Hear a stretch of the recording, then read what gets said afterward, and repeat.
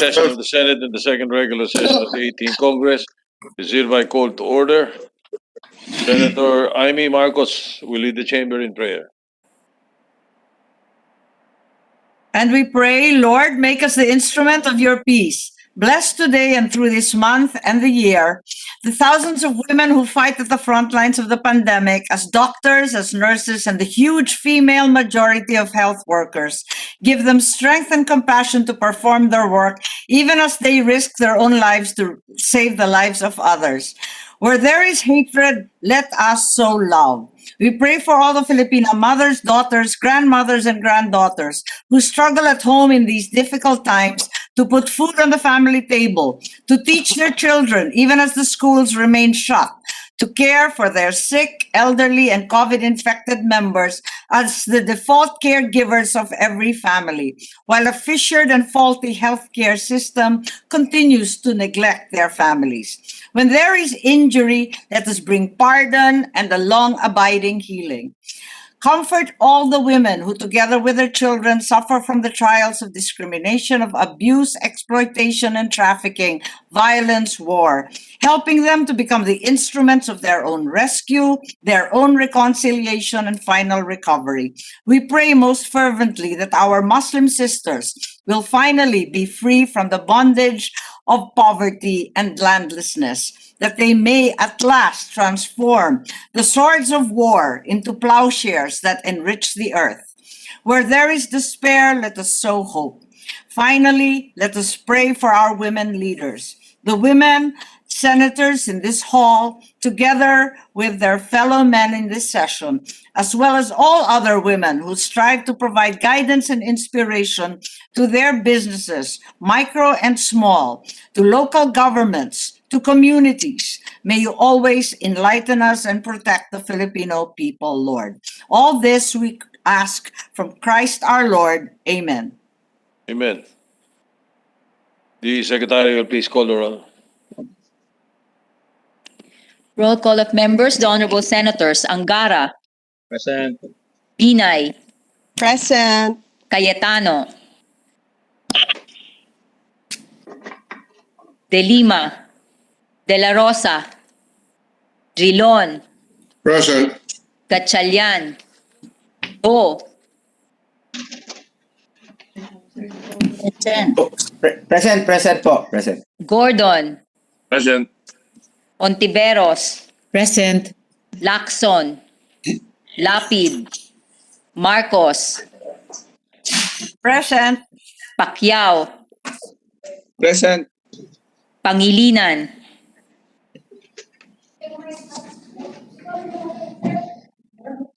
Pimentel Present. Ito, Pangilinan. Present. Siya magsalita ka. Pangilinan, present. Pangilinan, present. Pimentel III, Present. Poe, Present. Recto, Revilla Jr., Present. Tolentino, Villanueva, Present. Villar, Present. Zubiri. Present. Senate President Soto III is present.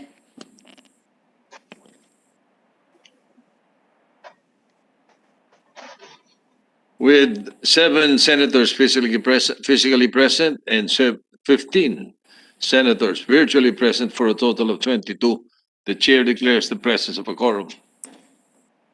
Majority Leader. Thank you, Mr. President. Mr. President, I move that we dispense with the reading of the journal of the 55th session, Monday, March 8, 2021, and consider the same as approved. Any objection? Chair hears none. The journals approved. Thank you, Mr. President. I move that we proceed with the reference of business. Secretary will proceed with the reference of business.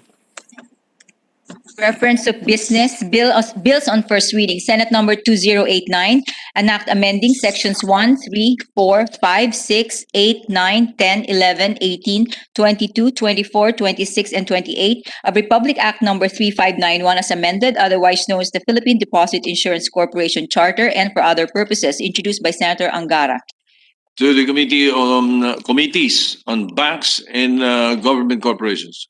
Senate number 2090, an act amending Section 4 of Republic Act number 11261, otherwise known as the First Time Job Seekers Assistance Act, thereby extending the waiver of fees and charges to job seekers who have lost their employment during the coronavirus disease COVID-19 public health emergency, introduced by Senator Lapid.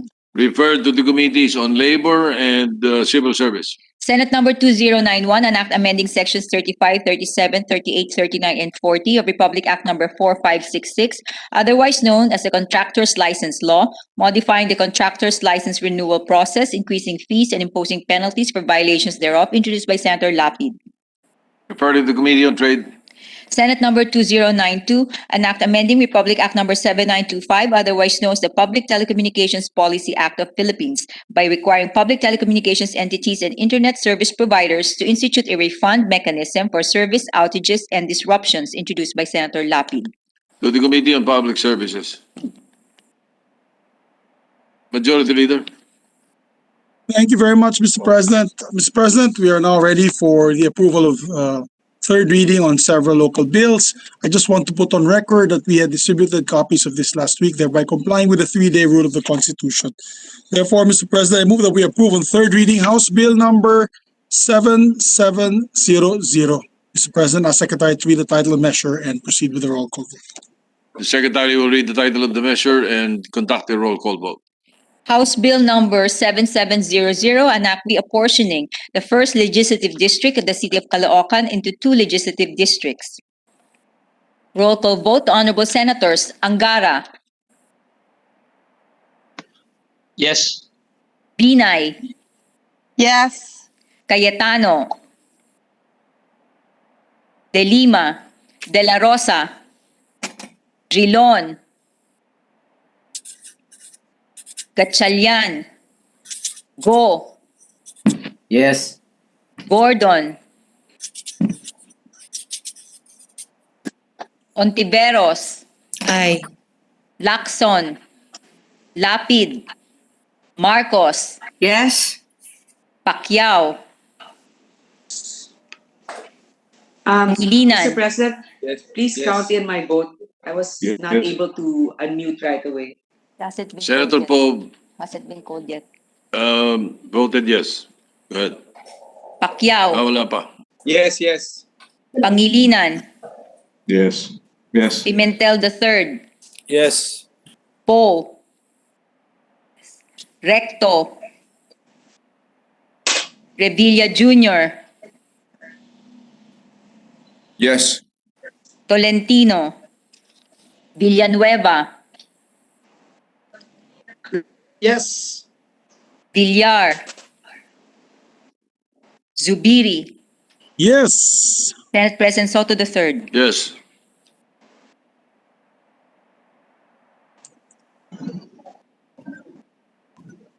Cayetano, no vote, hindi nag-vote. 22.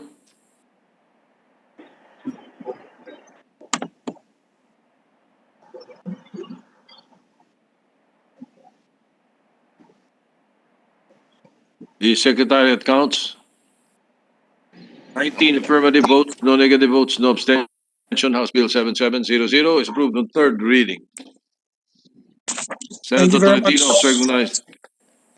With the permission of this chamber, nais ko po magpasalamat sa ating mga kasamahan dito sa Senado sa pagpapasa nitong bagong batas na gumagawa ng isang bagong legislative district sa Caloocan. Ito pong first legislative district, with the permission of this chamber, ranked as the most populous legislative district in the country with a population of 1,193,419. Mr. President, we will not just be electing a new legislator or legislators this coming May 2022, because legislators, and I quote Justice Clark in Lucas versus 44th General Assembly 1964, legislators do not represent faceless numbers, they represent people, and more accurately, majority of the voters in their districts, people with identifiable needs and interests, which requires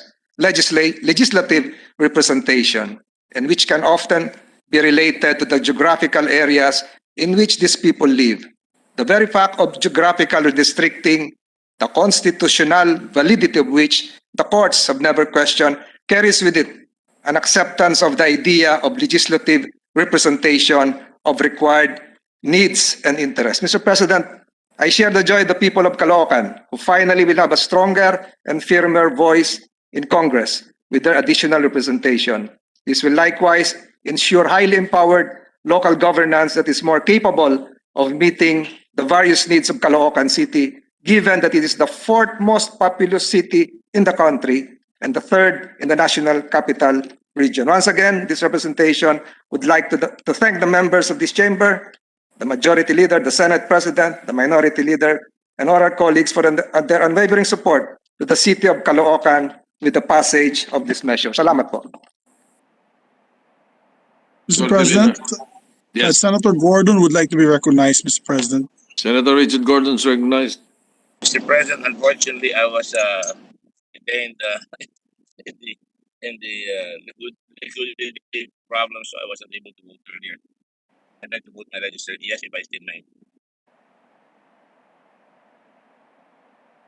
All right, we will place that on record, Your Honor.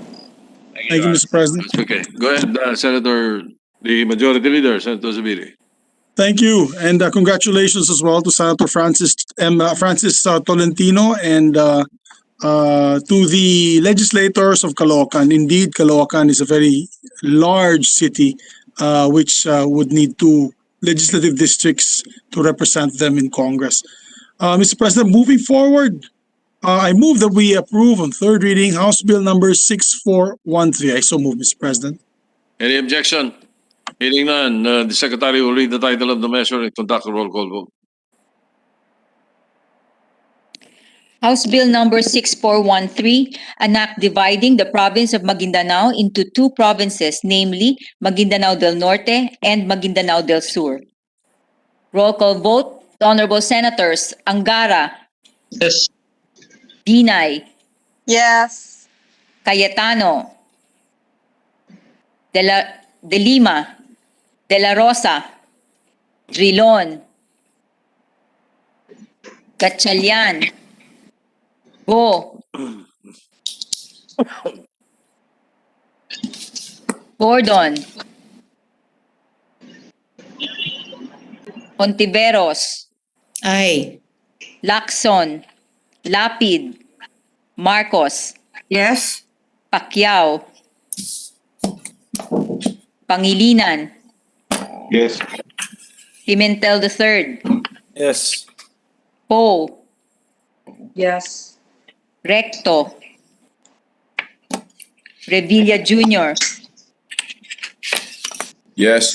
Tolentino, Villanueva, Yes. Villar, Ba't wala akong agenda? Zubiri, Yes. Senate President Soto III. Yes. Comsec, yes po ako, Ma'am Myra. Comsec, yes po. Hindi maintindihan. Ma'am. Yes, ang Senate President, I'm yes. Yes, Senator Villar, you're counted as yes. Bongo, Ma'am. They're just collecting the number.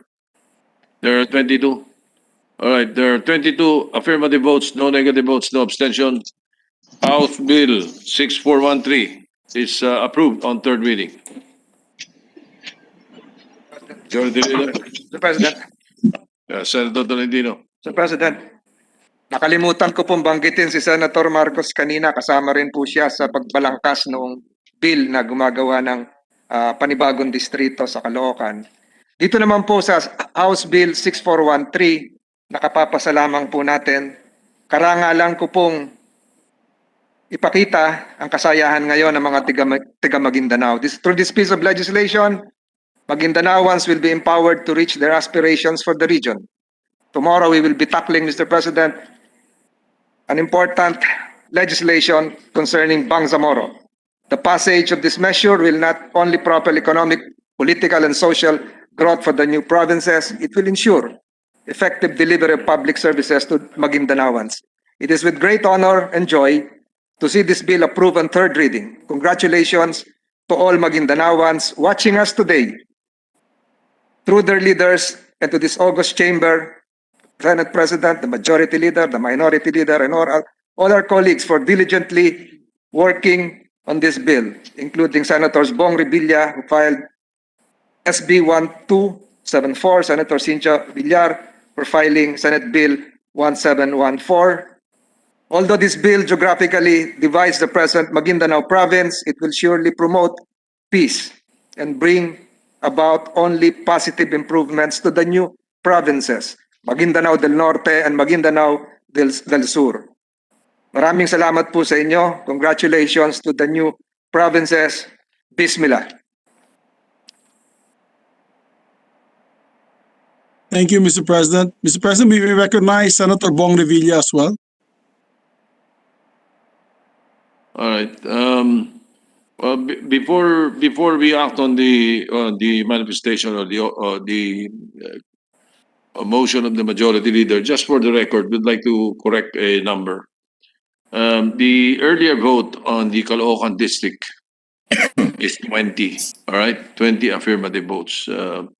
There was a vote by Senator Relon that was not counted, but it was he gave the thumbs up sign. And for this, we proceed with the next one. Senator, the Majority Leader, go ahead. Thank you, Mr. President. I believe Senator Bong Revilla would like to be recognized, Mr. President. He was raising his hand. But Senator Bong Revilla is recognized. Go ahead. Go ahead. Thank you, Mr. President. Mr. President, ang araw na ito ay may tatala sa mahalagang kasaysayan ng pagsisikap ng ating mga kapatid sa Maguindanao na magkaroon ng mas epektibo at matatag na pamamahala sa kanilang lalawigan. With the approval on third reading of House Bill number 6413, which divides the province into Maguindanao del Norte and Maguindanao del Sur, we can expect leadership that is more responsive and governance that is more participative. This will undoubtedly redound to the continuing progress and development of the people of Maguindanao and the province that cradles them. Ang hangarin natin at ng ating mga kababayan sa Maguindanao ay malapit ng maisa sa katuparan. Natitiyak ko na sa susunod nating pagbisita sa kanilang lalawigan ay makikita natin ang mas masigla at mas maunlad na pamumuhay ng mga nasasakupan nito. Nais ko din pong ipabatid sa kanila ng inyong lingkod ay patuloy na susuporta sa lahat ng kanilang adhikain. As co-author and co-sponsor of the measure, I am looking forward to the subsequent enactment of this measure into law. At nais ko pong makibahagi sa tagumpay na ito na sama-sama nating pinagtulungan. Congratulations to the hardworking chairman of the Committee on Local Government, ang aking kababayan, Senator Tolentino, for successfully shepherding and ably defending this measure. At sa lahat po niyo, sa inyo pong lahat. At maraming salamat din sa kasamahan natin sa Kongreso sa kanilang pagbibigay suporta sa panukalang batas na ito. That's all, Mr. President. Thank you very much. Thank you. Majority Leader. thank you, Mr. President. As our colleagues and friends from the Muslim regions of Mindanao would say, Alhamdulillah, which is praise be to God.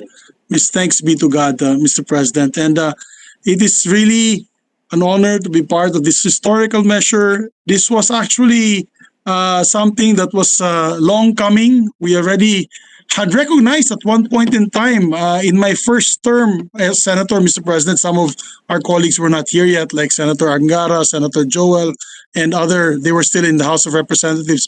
When the creation of Sharif Kabunsuan was in order, and the creation of Sharif Kabunsuan was a move done by the Autonomous Region of Muslim Mindanao, and somebody had complained to the Supreme Court, and it was quickly settled in the Supreme Court that only the Congress and Senate, in other words, Congress of the Philippines, has the right to create provinces, Mr. President. So they did the right thing. They filed it in the House of Representatives, brought it up to the Senate for action. We approved it, and we now have two provinces for Maguindanao, which they, I believe, rightfully so, Mr. President, they would need because they have 36 municipalities. Kami po sa Bukidnon, 20 ang municipalities namin, hirap na po kami. Yung Maguindanao po ay 36 municipalities with 508 barangays, Mr. President. So time has come really for their province also to be, I guess, geographically set apart to make it a bit more manageable for their leaders. So again, congratulations to Senator Tolentino, Mr. President, and congratulations to Governor Bay Miriam, Mangudadatu, and all the leaders of Maguindanao. Thank you once again. Moving forward, Mr. President, I move that we approve on third reading House Bill number 6867. This is an act reportioning the province of Bulacan into 6 legislative districts. I so move, Mr. President, for third reading. Any objection? Chair hears none. The Secretary will read the title of the measure and conduct a roll call vote. House Bill number 6867, an act reapportioning the province of Bulacan into 6 legislative districts.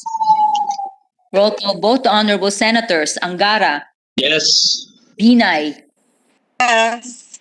Cayetano, De Lima, De La Rosa, Drilon,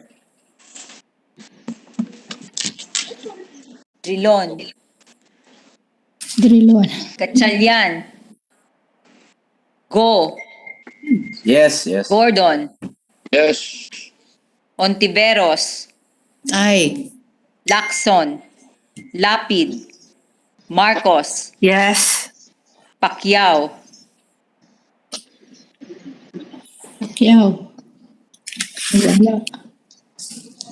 Pangilinan, Yes. Pimentel III, Yes.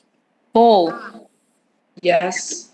Recto, Revilla Jr., Yes, yes. Tolentino, Yes. Villanueva, Yes. Definitely. Villar, Yes. Zubiri, Yes. Senate President Soto III.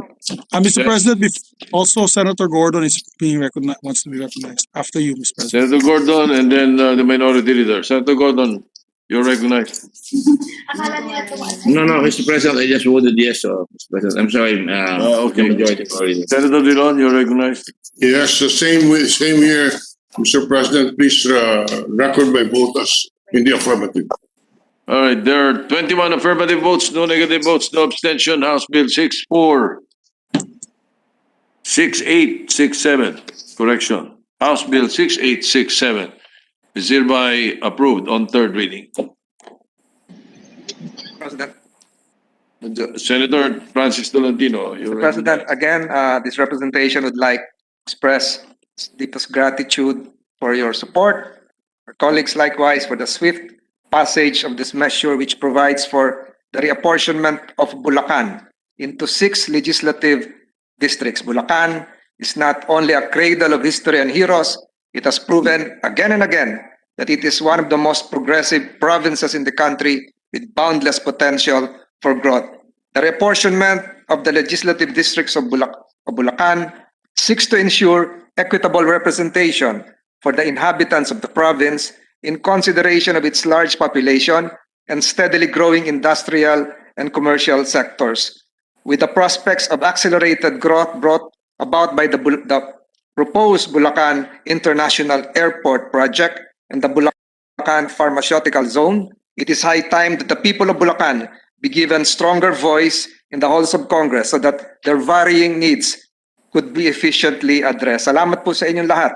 Finally, I'd like to thank Senator Joel Villanueva from Bulacan, who filed a similar measure in the Senate, for his tireless support and enthusiasm, starting from the committee hearing until we reach this defining and happy moment. Again, congratulations to the people of Bulacan. All right. Senator Joel Villanueva.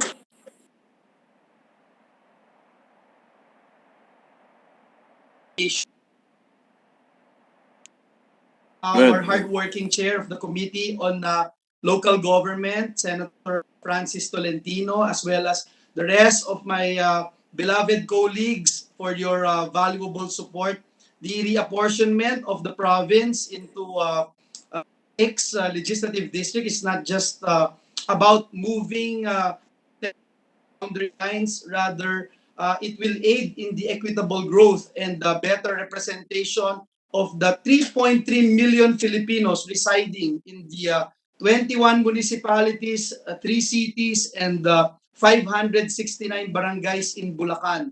As a Bulakenyo myself, Mr. President, I believe that the passage of this bill can also help us balance the needs of our urban and rural residents so that every Bulakenyo can come together to work, learn, play, another with dignity and respect. Sa pamamagitan po ng reapportionment ng Bulacan, natitiyak ko pong lalong lalawak ang lagusang papasok at palabas ng aming mahal na probinsya para sa mga binhi at bunga ng kaunlaran. Salamat po and God bless us all. Right. Senator Richard Gordon is recognized.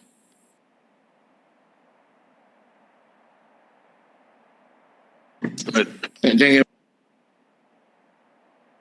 That Bulacan has gotten its 6th district, particularly in the towns of Santa Maria, Angat, and Manasagaray. These are very historic towns, and of course, being a senator from the 3rd district, I'm very happy to see that our provinces are moving closer to better representation and better development.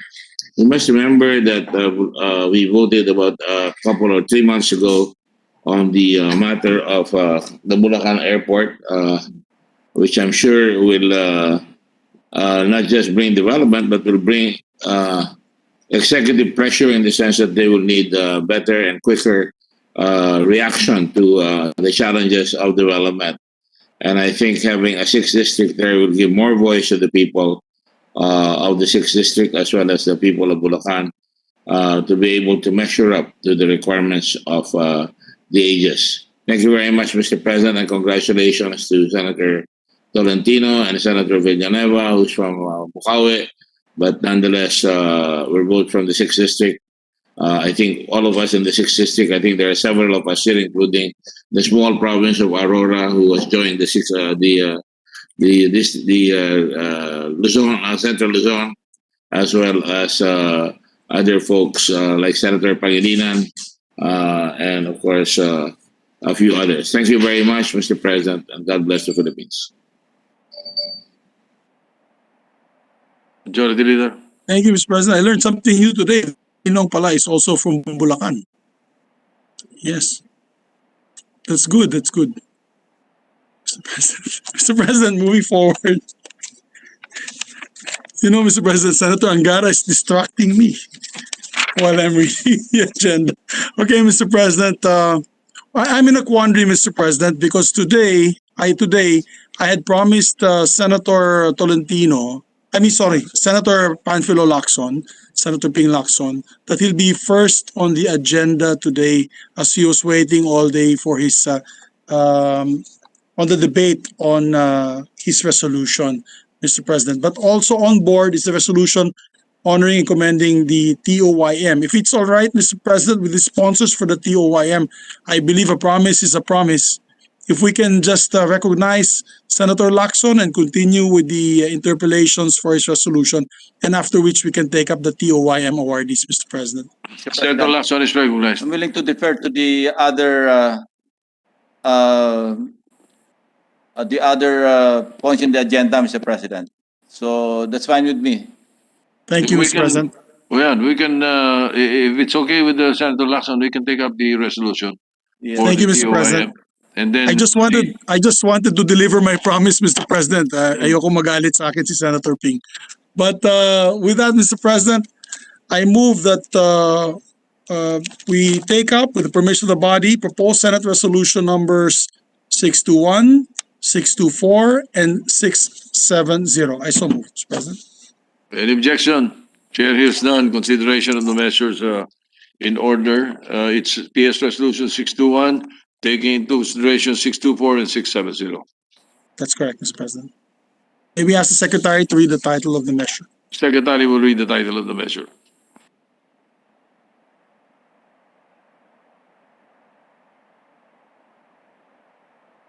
Resolution honoring and commending the outstanding young men TOYM of 2020 awardees. Majority Mr. Leader. President, may we recognize to sponsor the measure. There are three sponsors, Mr. President, but first to sponsor would be Senator Maria Lourdes Nancy Binay, Mr. President. Maria Lourdes Binay, Senator, is recognized.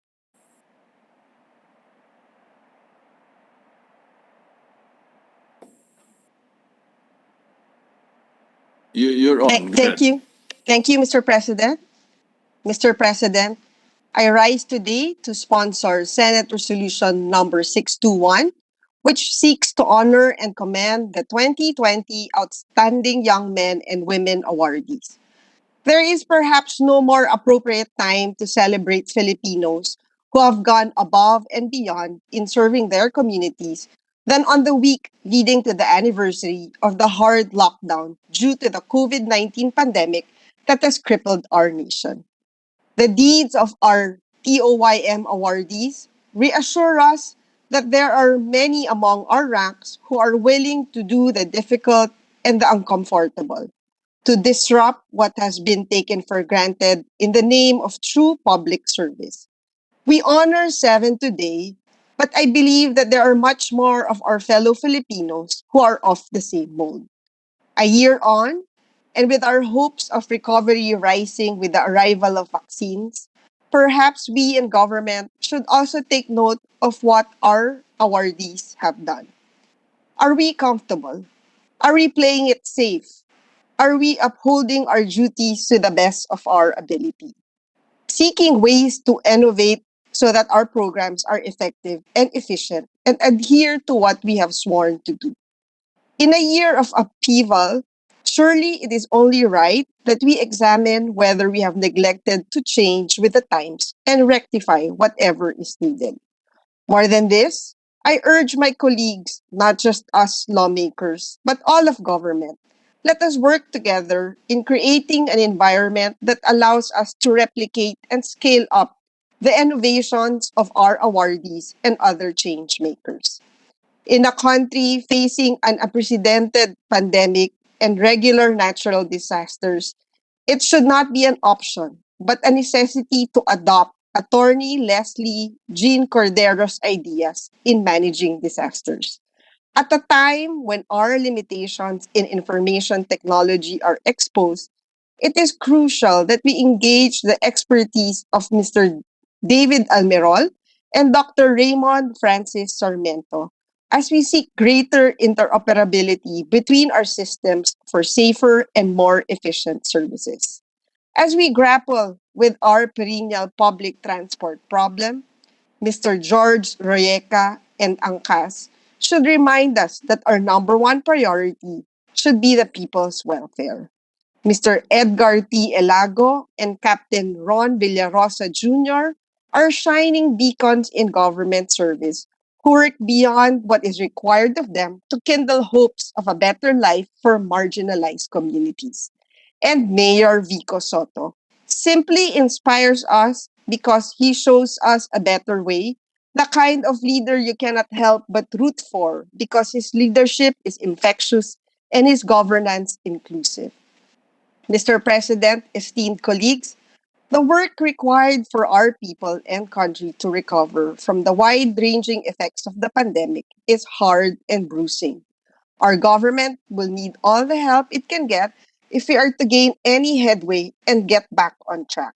I believe that many more of our fellow Filipinos are raring to do their part. That even as I speak, there are those who are exploring how to implement an idea that will bring about meaningful change. You must take care that government does not stifle such desire to do more, but encourage it. That is truly the only way that we can recognize their efforts. Mr. President, it is with utmost pride that I present to you our outstanding 2020 TOYM awardees. With truly upstanding young Filipinos, as you, our future is in safe hands.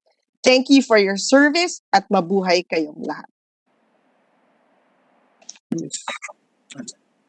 Next, Moderator. Mr. President. Thank you, Mr. President. Next is Senator Sani Angara, as Senator Recto had asked to be the last two sponsors. So Senator Angara, Mr. President, may we recognize him? Senator Sani Angara is recognized.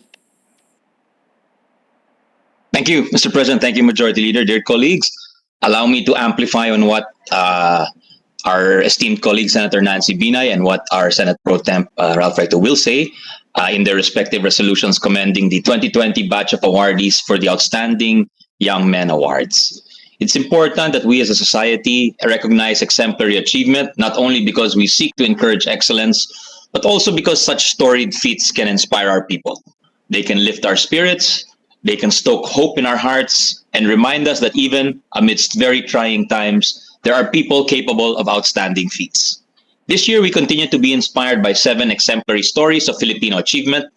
There's that of David Lopez Almirol Jr., the honoree for Science, Technology, and Engineering, who worked his way up from homelessness and bankruptcy to success, starting as a janitor to being the founder and CEO of the tech solutions company Multisys Technologies that would eventually help the IATF with its contact tracing efforts nationwide. There is Edgar Tolentino Elago, the honoree for Community Development and Education. He is a Master Teacher 1 in Agusan del Norte, and he founded Project Scholar to bridge hard-up but deserving students with a college degree.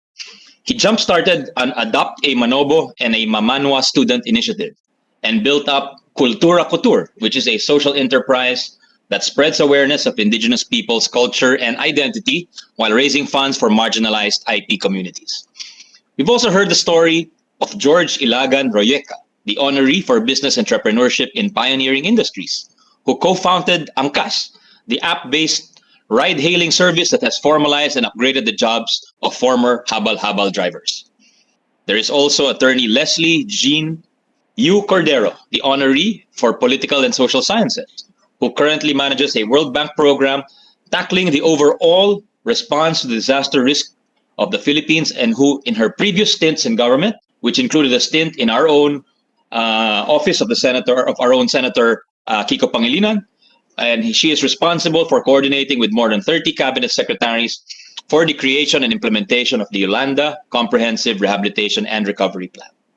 The 5th story is that of Dr. Raymond Francis Sarmiento, the honoree for medicine, who is currently the director of the National Telehealth Center at the UP Manila National Institute of Health, or NIH, from which he utilizes his experience and training on health informatics to develop the system through which telemedicine could truly be practiced across the country. It bears noting that Dr. Sarmiento started from very humble beginnings and had to rely on his relatives to finish his schooling. Mr. President, we are also inspired by the story of Captain Ron Villarosa Jr., the honoree for Community Development and Military Service, who in his capacity as a soldier, jump-started many initiatives in war-torn areas related to livelihood, evacuation, education, and infrastructure. It was through work such as his that violent extremism is being put to a halt in our country.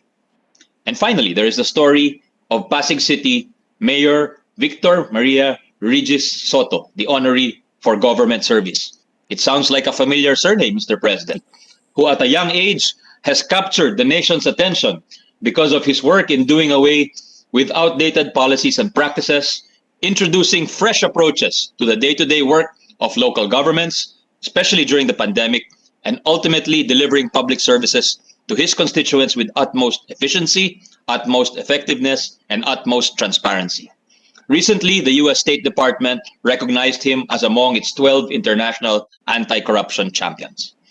Not only do these stories underscore that achievement almost always comes with dedication, passion, and vision, they also remind us that there is no age requirement for doing great things.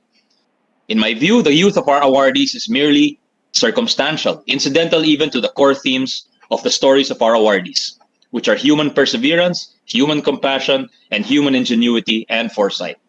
In fact, several members of this august chamber, past and present, have been awarded a TOEM, including Ninoy Aquino in 1960, Senator Bam Aquino in 2010, along with Senator Alan Cayetano in 2010, Senator J.B. Ejercito in 2007, Senator Cheese Escudero in 2005, former President Joseph Estrada in 1972, former Senator Juan Flavier in 1967, now DICT Secretary Gringo Honasan in 1985, now Deputy Speaker Lauren Legarde in 1992, former Senators Lina, Mercado, Miriam Defensor Santiago, and Manny Villar.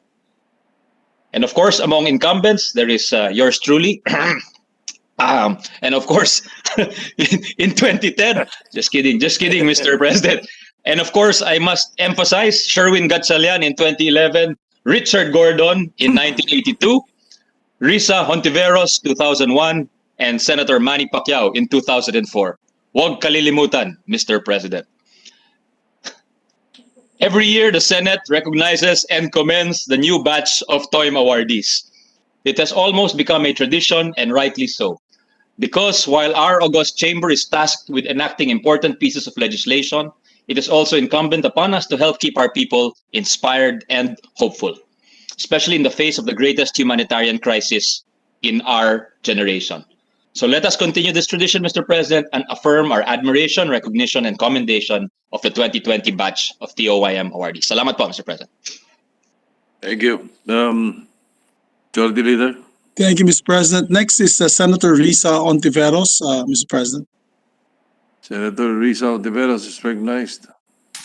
Thank you, Mr. President. The 10 Outstanding Young Men of the Philippines Award, organized by the Philippine JCs, seeks to give national recognition to young men and women whose dedication to their profession or vocation has resulted in significant contributions to Philippine society. As a former recipient of this award, I would be proud if kindly allowed by the sponsors to co-sponsor the proposed resolutions honoring the 2020 TOIM awardees. The honorees have accomplished positive changes and tangible results in their pursuit of excellence in the areas of science, technology, education, entrepreneurship, social sciences, medicine, community development, and government service. This day after International Women's Day, I especially commend the only woman awardee this year, Attorney Leslie Jean Y. Cordero. Happy Women's Day, Leslie. May we have even more Filipinas become future TOIM awardees. We celebrate all your efforts, your excellence, and your leadership. Kayo ang magiging inspirasyon sa napakarami. Ipagpatuloy ninyo ang mahusay na paglilingkod. In this light, I also urge our whole body to pass the resolutions commending the awardees of the outstanding young men of 2020. Mabuhay ang ating mga honorees, mabuhay si Inang Bayan. Salamat po, Mr. President. Majority Leader, there are 2 or 3 others who want Yes, to Mr. President. Senator Gordon raised his hand first, and then Senator Grace po, and then after Senator Recto, Mr. President. Senator Richard Gordon, gentleman from Zambales. Right. Thank you very much, Mr. President. I am privileged to congratulate the TOY 10 outstanding young persons of the Philippines today. In a country that is beset by disasters and disease, easily despair can set in and desperation.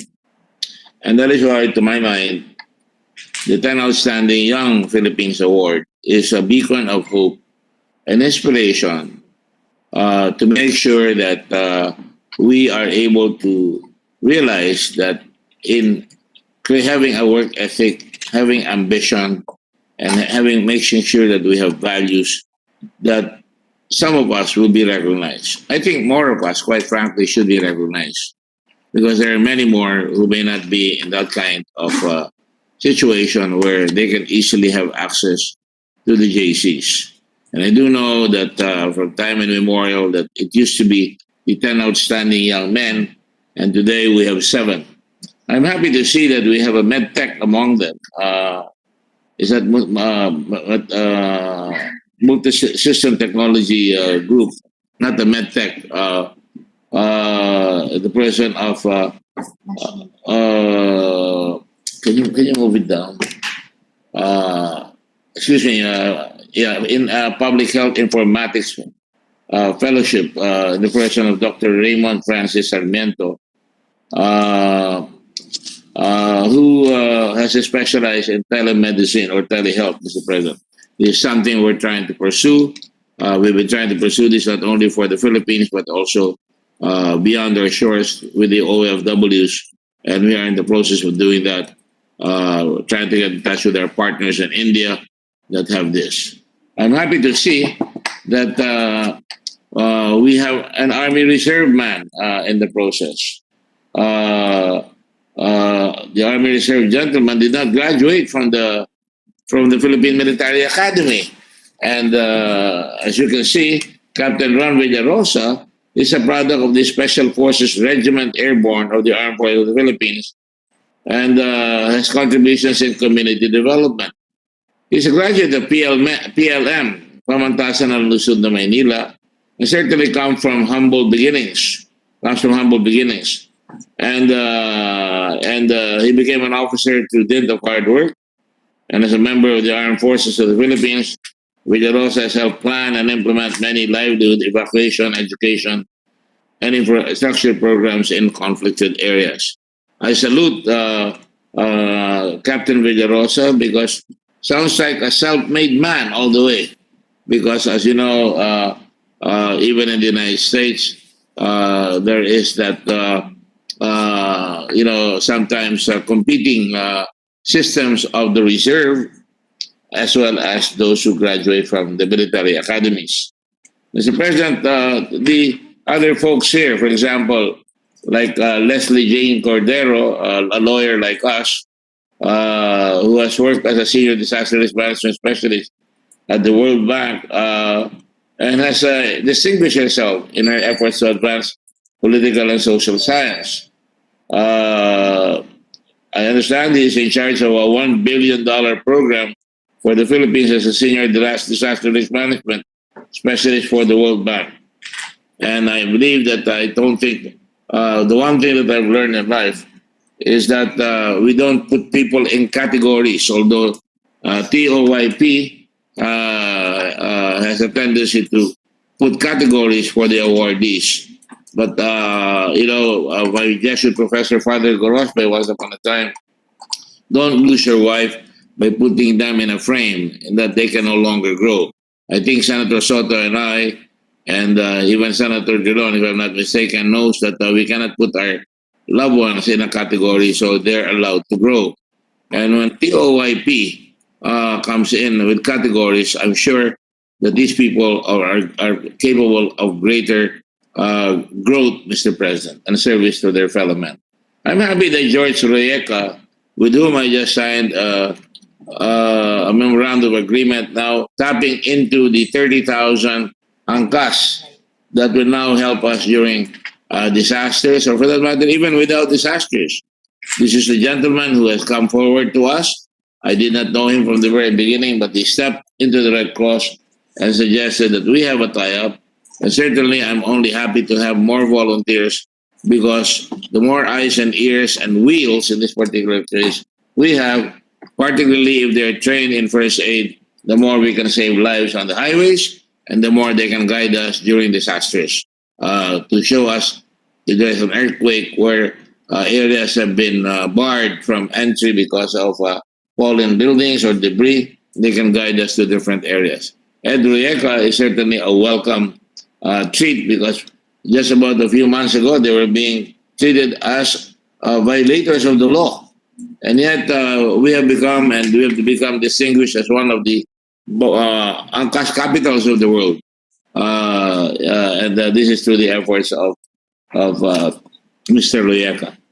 I'm happy to note that the nephew of our distinguished Senate President, Vice Mayor, former Vice Mayor, and now Mayor Vico Soto, has distinguished himself.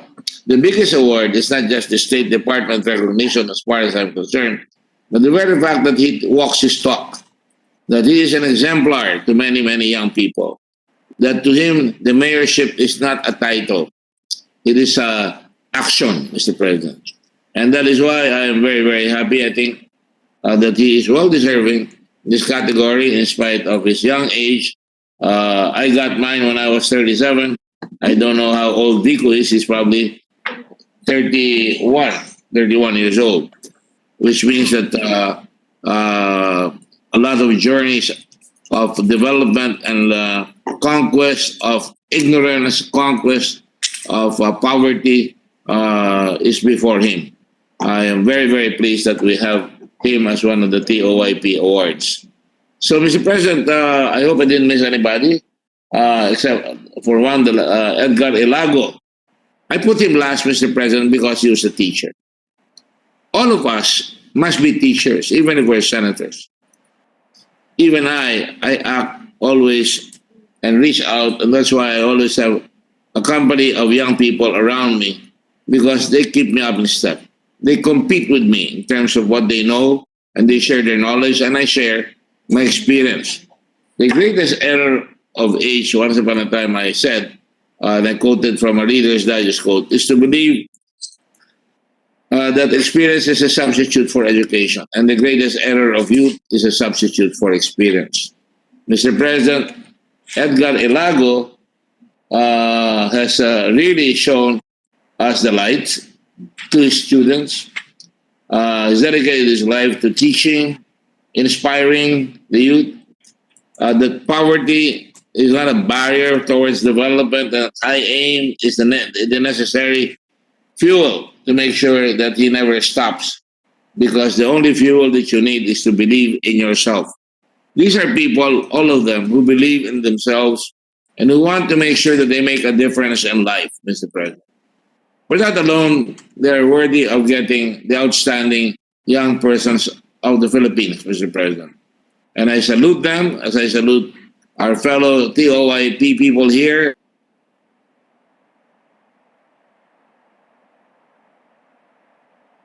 The others, I cannot remember all of them by reason of the fact that there are too many of them, because it just shows that there are many outstanding people in the Senate. Hindi nagkamali ang tao sa ating mga kakayahan. Hindi qualifications po yan. Ngunit yan ay kakayahan, yan ay pinakitang gilas, hindi para magpakita ng yabang, ngunit pakita na talagang they are not cogs in the wheel. They are really not just watchers or spectators. The TOYP shows that we in the Senate and all these young people are leaders, not watchers. And they make a difference. And that is all that matters. In altum vola, fly high, Philippines. Thank you very much, Mr. President. Thank you. Senator Ping Lacson is recognized. He's on the floor before we recognize Senator Poe. Thank you, Mr. President. I'd like to add my voice in honoring the outstanding young men of the Philippines for the year 2020. Let me cite in particular Attorney Leslie Cordero, who used to be my undersecretary in the Office of the Presidential Assistant for Rehabilitation and Recovery to integrate the recovery efforts of the government for the Super Typhoon Yolanda 1 month after the strongest tropical cyclone ever recorded in history, hit landfall, damaging 171 cities and municipalities in 14 provinces of the 5 regions of the country, killing more than 6,000 people and affecting 11 million others in central Philippines. Without Yusek Cordero being seconded to the OPAR, I could not imagine how we could put together an 8-volume, 8,000-page comprehensive rehabilitation and recovery plan in record time of under 8 months. Walang pondo, walang sweldo sa loob ng 4 na buwan, wala kaming reklamo na nagtrabaho upang mapagaang ang buhay at kalagayan ng ating mga kababayan na matinding pinahirapan ng bagyong Yolanda. Nakatayo ako sa bulwagang ito, mahal na Pangulo, upang pasalamatan at pahalagahan si Attorney Cordero, 10 ng kanyang mga kasama sa TOYM of 2020. Maraming salamat po, Mr. President. Thank you. Now we recognize Senator Grace Poe. Go ahead. Thank you, Mr. President. I'd like to be made co-author with the indulgence of the sponsor to recognize our awardees today. I'd mention them again as a tribute one by one: David Almirol, Mayor Vico Soto, Edgar Elago, George Royeca, Attorney Leslie Cordero, Raymond Sarmiento, and Ron Villarosa. But I would also, all of them have succeeded in diverse fields. All of them have impressive credentials. They have gone through obstacles, but I think the commonality among all of them, most especially, is community service and what they have contributed for the greater good. Let me cite in particular, we've already given tribute to Mayor Vico, so I would like to cite in particular two of those that I know personally. The first is, of course, it's Women's Month, Women's Day. I'd like to acknowledge, of course, and congratulate Attorney Leslie Cordero. I remember her as being very organized, very intelligent, and whenever she would write a document or a letter, it was so well written. I was so impressed, and I had the chance to work with her, although briefly, when I was chairman of the MTRCB.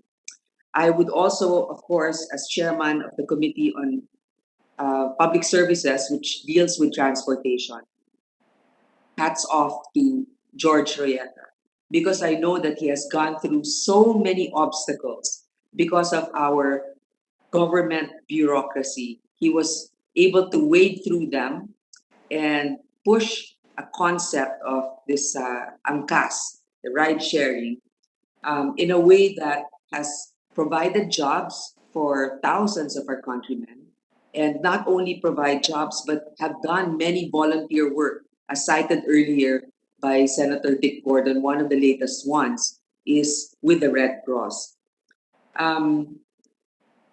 Not only has he provided jobs, he has also filled a void in our lack of transport options.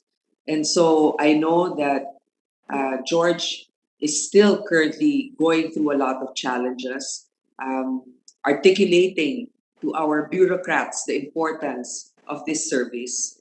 We would like you to know that we are behind you in providing jobs and in providing a safe mode and a responsible mode of transportation for our countrymen. So to all our awardees, maraming salamat para sa inyong ehemplo at inspirasyon. Mabuhay kayong lahat. Senator Mongrevilla has recognized. Thank you, Mr. President. I would like to congratulate the authors and sponsors of the resolution for recognizing the remarkable talent, selfless service, and dedicated leadership of 7 of our young men and women that we are honoring and commending. Number 1, Pasig City Mayor Vico Soto, the nephew of our Senate President, who is as outstanding as our Senate President. Number 2, Mr. David Almirol Jr. Number 3, Dr. Raymond Francis Sarmiento. Number 4, Edgar Elago. Number 5, Mr. George Royeca. Number 6, Attorney Leslie Jean Cordero. And number 7, Captain Ron Villarosa Jr. All of you have shown how the younger generation could indeed take a large role in our society and create exemplary work. You truly serve as inspiration for the young, not only to imagine and aspire for a better Philippines, but to commit and make it happen. Sa dilim at hirap na pinagdaranasan ng ating bansa ngayon dahil sa dagok ng pandemya, kayo ang nagsisilbing liwanag ng pag-asa na maganda ang hinaharap ng Pilipinas. Let me also take this opportunity to thank the awardees for doing what they do bilang isang Pilipino at kapwa lingkod bayan. Maraming salamat po sa inyong serbisyo para sa ating bansa at sa inyong malasakit sa ating mga kababayan. If my distinguished colleagues will allow, it may be my honor to be a co-author of the said resolution. Thank you, Mr. President. Thank you, dear colleagues. May you now recognize the President Pro Tempore, Senator Ralph Recto.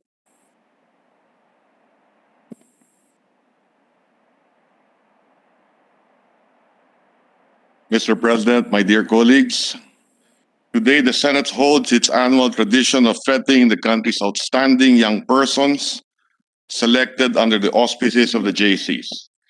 If times batches were given names, like they do at the PMA, this class of 2020 could very well be called the pandemic batch.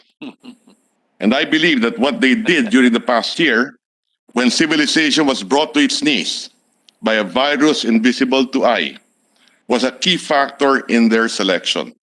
And rightly so, because if you notice the disciplines they excelled at, these are the very ones which have allowed us to survive the harrowing days and give us hope for a brighter future. Although there are only 7 of them, behind each one are regiments of young people who are fighting in the trenches to stop the vicious virus from harming the community they serve and the people they love. This led my good friend George Reyeca of Angkas, one of this year's awardees, to tell me that if it were up to him, the honor roll would be much longer because, to use his words, the pandemic produced tens of thousands of outstanding young men and women. So the 7 of them, he added, are here today to accept the honor on behalf of the unsung heroes of their age, whose unheralded labors will never be honored. But my response to his attempt to devalue their work is to assure him that what the 7 of them, this magnificent 7, had done before the pandemic latter helped us fend off an existential threat. For example, without the enterprising work of a once homeless techie in IT, bringing commerce online would not have been seamless during the pandemic, and digital contract tracing would not have been done with ease. A Caraga teacher's early prototypes of localized instructional materials now serves as a template for distance learning and teaching. A young Cebuana lawyer traded Senate plenary duty for field disaster mitigation work, leading her to be crowned the disaster queen. By the grateful residents of hundreds of calamity-ravaged towns, she helped get back on their feet. A 30-year-old scholar ng bayan, honored for gallantry during the Ebola wars in Africa, turned his back on a lucrative career abroad to return to his homeland, to work on his dream of making telemedicine accessible to the last and the least of society. A battle-scarred army captain, skilled in combat, but who preached the gospel of peace in theaters of war and launched projects that prove that conflicts can indeed be ended by means other than force.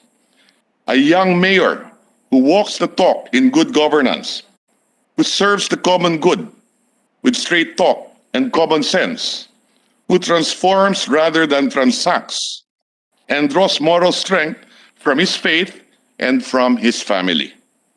And an ex-OFW who inherited the grit of his ancestors, who were frontiersmen in Mindanao, by forming a local game-changing transport system run by the working class for the working class. The fields they are good at represent the bedrocks of our society and the scaffolding that will allow us to grow. If they represent the multitude of young people who are animated by the same drive toward excellence and service, then it is safe to say that against an existential threat, this nation shall not perish, but in fact shall prosper. A while ago, the DOH released its daily death tally from COVID. If you add this to the growing number of people getting infected, what do you get? The sum of all our fears. But talking to these young people today, reading their amazing work, immediately dissolves all my fears and restores my faith in the future of this country. To all of you, congratulations, and Mr. President, and with the permission of our majority leader, may I move for the adoption of this resolution. Thank you, Mr. President. Thank you, Majority Leader. Thank you, Mr. President. Mr. President, we'd like to also move that all members of the Senate be made co-authors of this measure with the All right. permission of the sponsors. Hearing no With that- objection, so recorded. Thank you, Mr. President. With that, I move that we adopt proposed Senate Resolution number 621, taking in consideration Senate Resolution number 624 and 670. I so move, Mr. President. Any objection? Chair hears none. PS Resolution 621 is hereby adopted. Thank you, Mr. President. Would you like a minute suspension, Mr. President, so that Yes, you can ask the honorees? Yes, Thank you, Mr. President. session is suspended.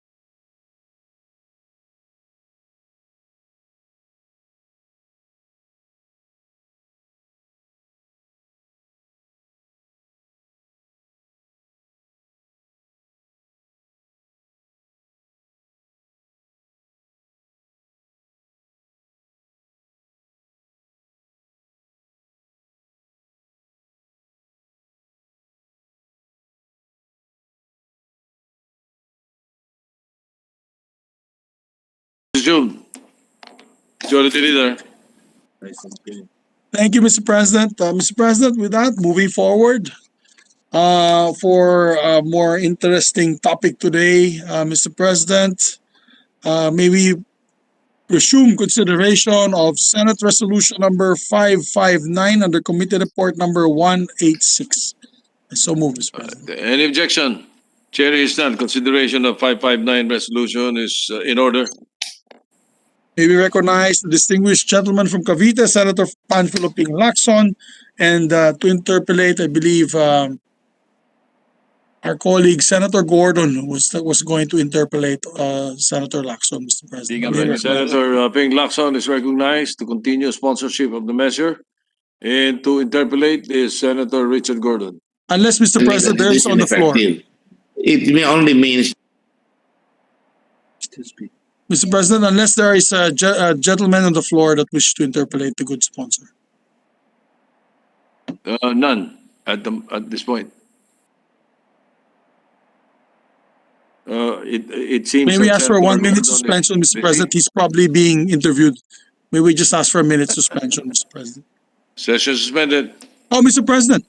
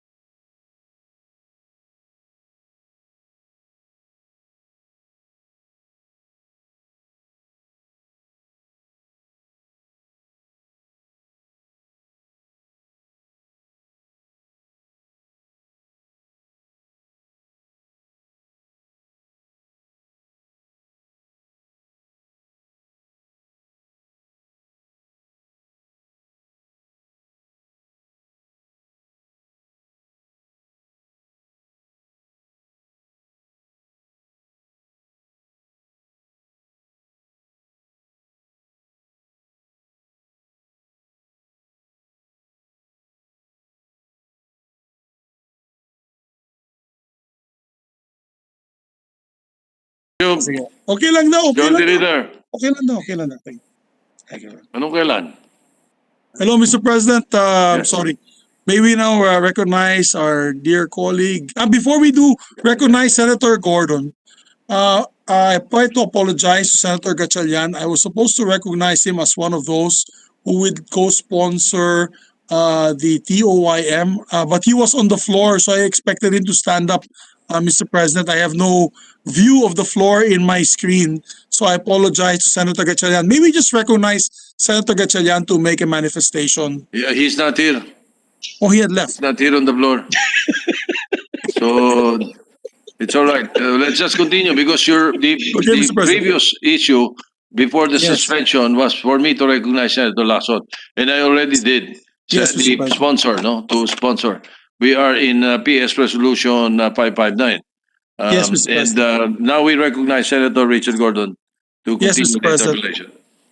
Thank you, Mr. President. Raise my hand. And thank you very much, Mr. President. I would tremble at interpolating my good friend and kapatid Ping Lacson on the matter of sabi nga ni Ping, sabi nga ni Mixe, the communist versus the capitalist. I am neither, Mr. President. I think the capitalist Senator Villar should be the one to represent the capitalist against the communists. But having said that, Mr. President, I hope my good friend Senator Lacson will allow me just a few questions, Mr. President.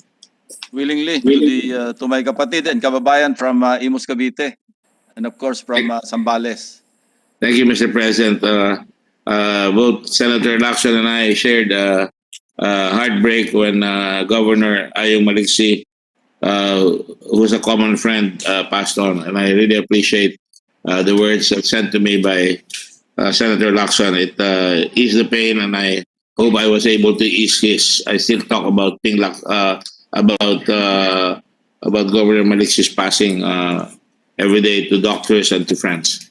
Nonetheless, Mr. President, I thank Senator Lacson. My question is really very basic right now. The matter of red tagging, like I previously said about TOOYM, parang kinakahon natin yung ating mga kababayan. Na pagka na-red tag ka, lalabas parang komunista ka na kaagad. And I think in most cases, I don't know if you'll agree with me, ginagawa talagang front yan. I was in the student council in UP. I'm sure Frank Duran was also. I don't know if this is observation. Nung araw, there were always front organizations like SDK, and with apologies to them, KM, MPKP, mga ganyan. But really, many of them eventually went to the hills, and some of them died. And these were brilliant young men. I'm sorry about that. Is that the situation that we're in today, Your Honor? No, that is not the situation, but yes, some students and former students of some universities in Metro Manila and even in the Visayas and Mindanao found their way in the hills, joining the NPA, and eventually getting encountered by military forces, security forces, and getting killed in the process, Mr. President. And we can cite to you several names as listed in the committee report. As I can too, and I'd love to hear your committee, your names, but I do have some names. In fact, I have Milito Tierra Glor Command, was named after the fraternity brother who initiated me, by the way, and who seemed like a very humble person. He came from a very humble family. But suddenly, after we know it, he was in the hills, and he was killed, I think, in an encounter, if I'm not mistaken, in Quezon. And I really felt very, very bad about that. Or some other members of the fraternity, I don't know if I'm privileged, I have to say that, like, I think it was Butch Landrito of Beta Sigma. I used to talk to my Beta Sigma friends, were killed in Botolan, Zambales. And these were the creme de la creme. Kung tawagin ng mga taga-UP sarili namin, hindi ako kasali dyan, kami ay scholar ng bayan. Sinasabi ko tayo scholar para sa bayan. But you cannot avoid, you have that. And to a certain extent, Mr. President, I'd like to inform the body that I have had young people who work with me, who studied in PUP, and they were being asked to join militant organizations, so-called, and in the exuberance of youth, they do. And sometimes they're brought to the provinces, and they're made to live in the mountains with the people. Now, normally, I'd say that's a good idea, but if bringing them to the provinces would put them in harm's way, and they encounter our soldiers who are also fighting for our country, I think that there would be something that the Senate should address, something that we can do to address that, Mr. President. And would you agree, sir, Mr. Senator Lacson? Yes, of course. These are promising young men studying or And women. even scholars of some universities. And yet, they were radicalized and not forced, but induced to join the first the CPP-NPA or the militant groups, no? Joining rallies, protests in Metro Manila and elsewhere, and eventually they found their way in the hills, in the mountains, being members, regular members of the New People's Army, Mr. President.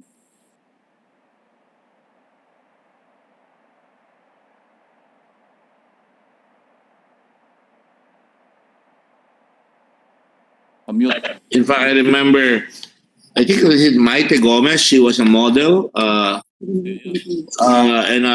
Miss Binibining Pilipinas went to the hills, I think in Iloilo, if I'm not mistaken. I'm sure Frank Delon would know about that better than I do. And another sorority sister of mine, I hope she doesn't mind, I really think they believe in their causes. Like Nelia Sancho, Miss Queen of the Pacific. And she ended up living in Panay as, I don't know if she was a rebel, but certainly she had a son from a relationship there. And I don't blame her, and I don't judge her. I respect her for her beliefs.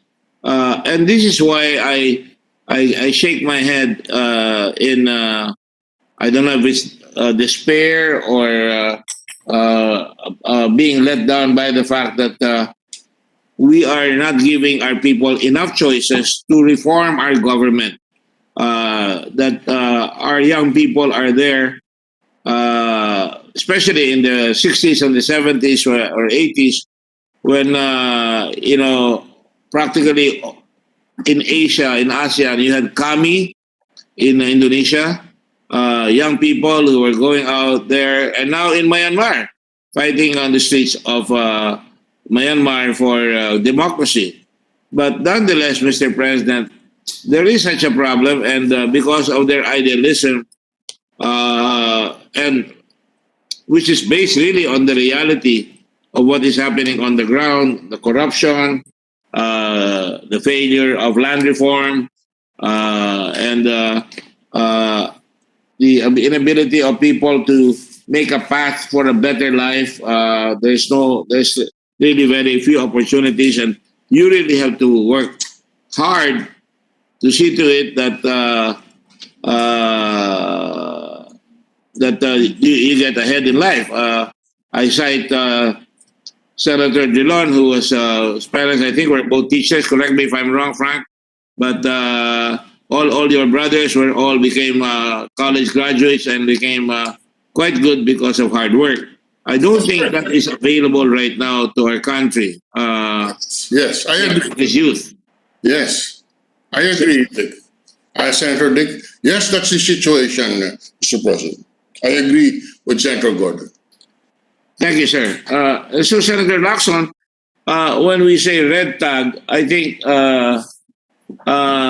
it is again a way of saying pula yan eh, o kaliwa yan eh. And I think we should try to get away with it. And instead of tagging, I think there must really be a never-ending pursuit, because even in America that is a problem, or in other countries right now, because any tagging is unhealthy for democracy.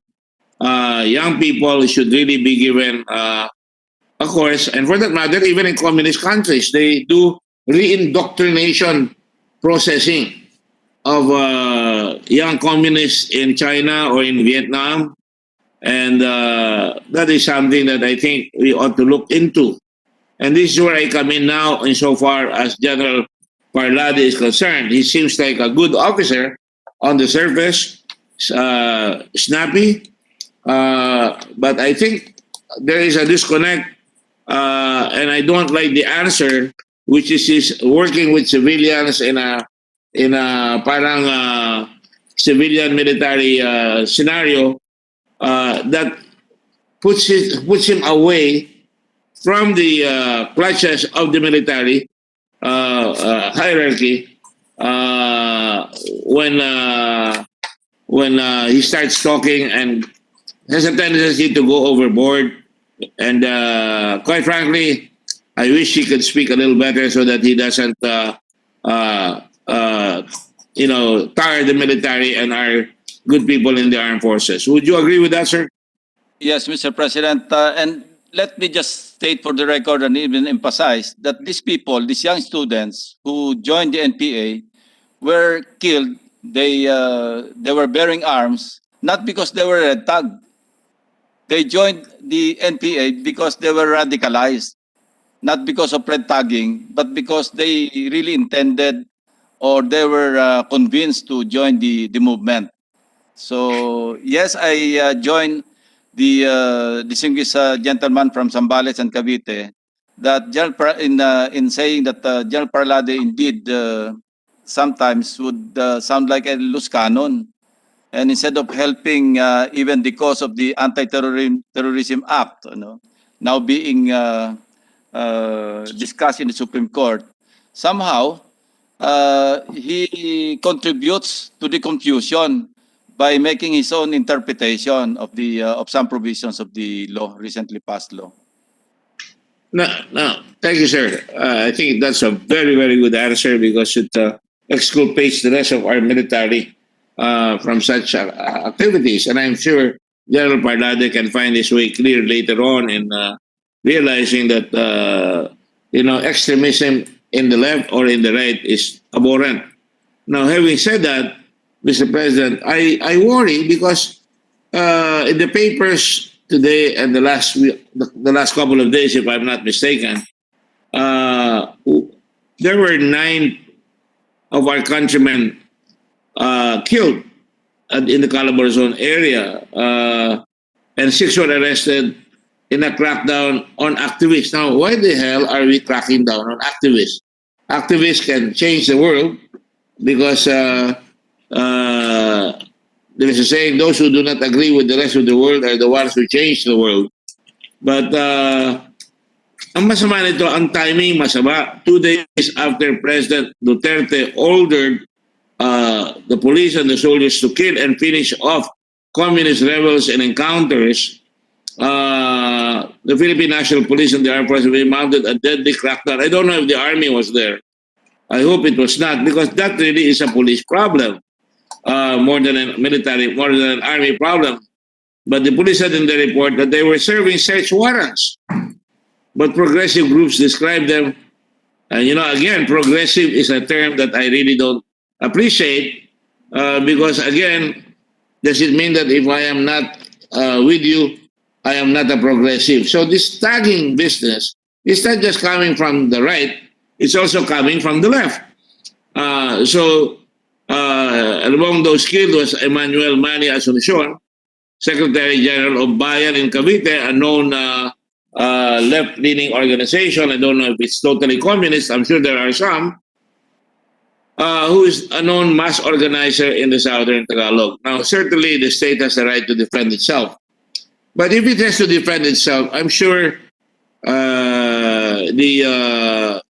good gentleman from Cavite has seen a lot of experience in peace and order, would agree that there is a way to serve a warrant without having to kill people.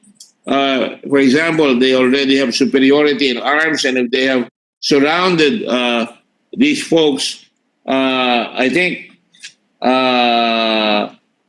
that they would have been done better if they said, sige na, makiugas kayo, kung susuko kayo. Hindi naman sila pinuputukan. Ang lumalaban, magsiserve lang tayo ng warrant, biglang nagkaputukan. Ngayon, mag-i-investigate pa sana kung sino unang nagputukan. So we need better rules of engagement, as well as more disciplined personnel to realize that the people are not the enemy, but some who carry arms against the government are the enemy, and that they should learn to distinguish, sometimes very, very dangerously for them, but that is a fact. Would you agree with that, sir? Yes, and if I may add, without intending to preempt the investigation being conducted by several agencies like the Commission on Human Rights and even the DOJ, they will start investigating, I think, a week from now. It is basic in even in an armed encounter that the only justification to kill a person is in self-defense or in defense of a stranger or in defense of another person. And you mentioned that one of those killed, one of the 9 persons killed in Calabarzon, particularly a certain Mr. Asuncion in Cavite, who's the Bayan organizer, as you mentioned. I would say that, but I said we were not there. No, we have no personal knowledge of what really transpired. But during my time when I was still in the PNP or even in the defunct Philippine Constabulary, our technique was whenever we would serve search warrants or execute search warrants, we had the superiority of force so as not to entice or even lure the targets to fight back. No, that's one of the techniques that we employed during those times. Because when you go there one-on-one, then and if your quarry is armed, then chances are he would be emboldened to draw his firearm and fire at you. But if he sees that the equation or the ratio of force is something like 10-1, I don't mind not applying the economy of force as a principle of war, Mr. President. But that's what I used to do when I was heading or leading raids, even in known armed targets, Mr. President.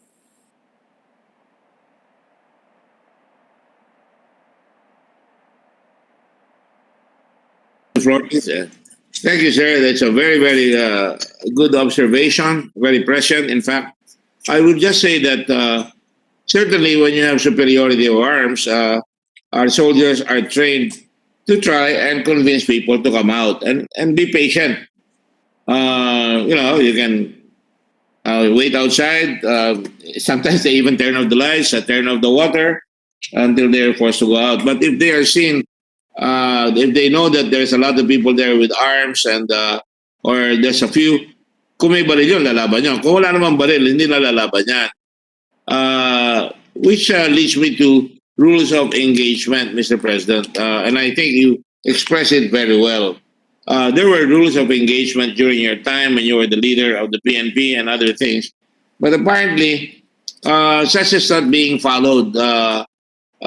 Is there a culture of elimination going on?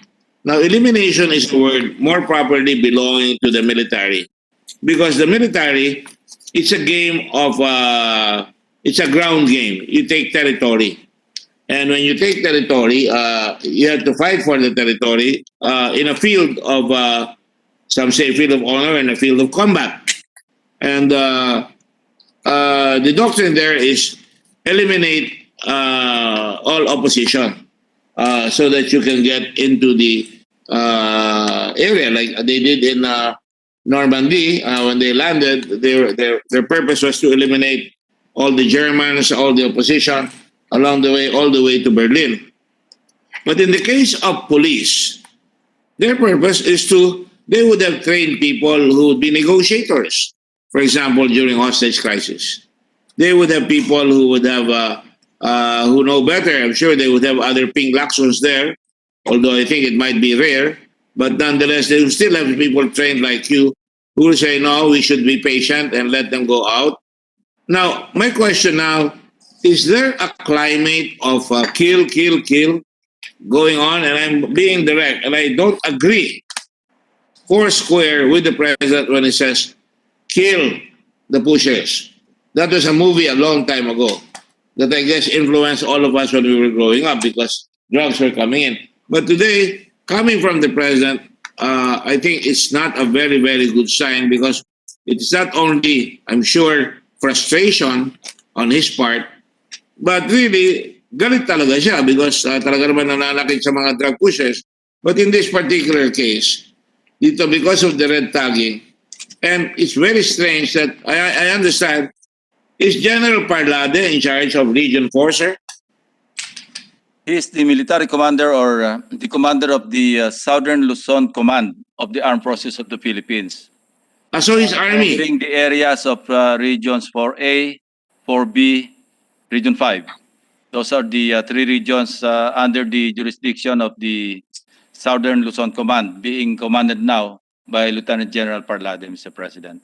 And he is a very senior officer, a 3-star general holding multiple command, multiple geographic command, or a theater commander, if you will. Would that be correct, sir?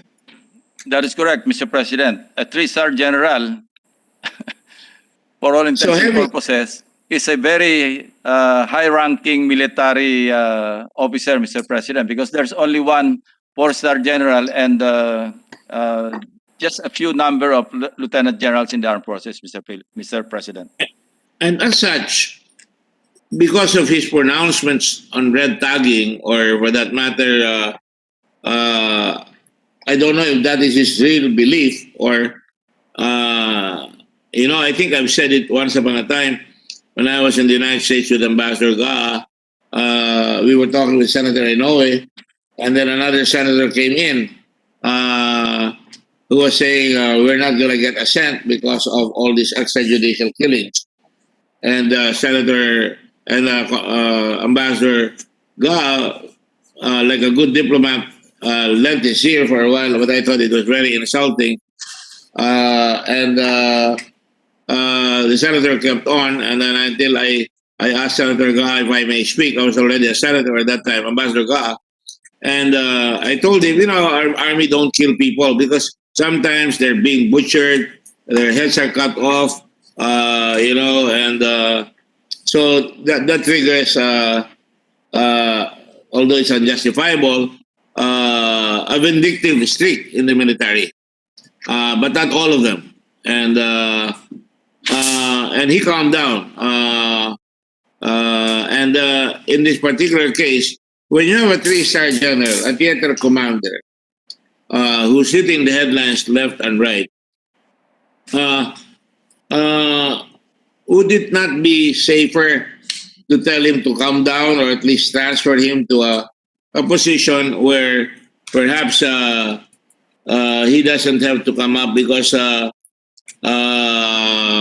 with all those statements, so that, you know naman ang mga sundalo natin, they follow orders strictly. At kung nakikita nila yan, talagang ang mangyayari, they will not have the usual diplomacy and patience to handle a situation like that. And this is where the importance of diplomacy, diplomatic policy, and military policy comes in. It is only when diplomacy fails when the military goes to war. In the same manner, we are still a democracy, and every effort at a diplomatic result in yesterday's killings would have resulted in a more peaceful and less violent way, and will not foster fear of the military. Because I think, Mr. President, at times there are people now who fear checkpoints, who fear policemen, who fear military. That is not my idea of a policeman and a military man. I just wrote a letter among my colleagues in Masigasig class. As you know, I'm a honorary member there, and they were talking to me about Miss Asea, who climbed up after the Marines couldn't climb up a mountain held by Abu Sayyaf, and through intelligence, he was in the Rangers. He studied the terrain, he studied the movements, and when he found out that the Abu Sayyaf goes out at night, the tables were turned because the Rangers crawled up and they demolished the enemy. In this particular case, I can call them the enemy because they really butcher people, or for that matter, kidnap people and give them a hard time, rape women, and I know that for a fact. But in this particular case of General Parlade, I think the reins must not be let loose or let go. Otherwise, like a bucking horse is just going to run away and make his own policy. That makes it a very, very dangerous situation for all of us. As I always tell the police and the military, magre-retiring kayo.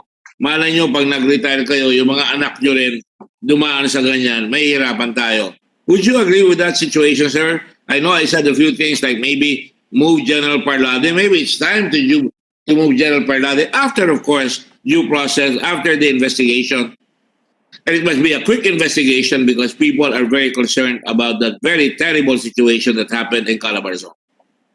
As a matter of fact, as articulated by Senator Drilon when he interpolated this representation, he made mention of that provision in the Constitution that General Parlade is not authorized or in violation of the Constitution for holding a civilian office or position in a civilian office while concurrently heading a unit in the armed forces of the Philippines. And that's included in our recommendation that he should only be holding, or in his capacity as an active officer of the armed forces, he should not be assigned in a civilian entity or civilian office, Mr. President.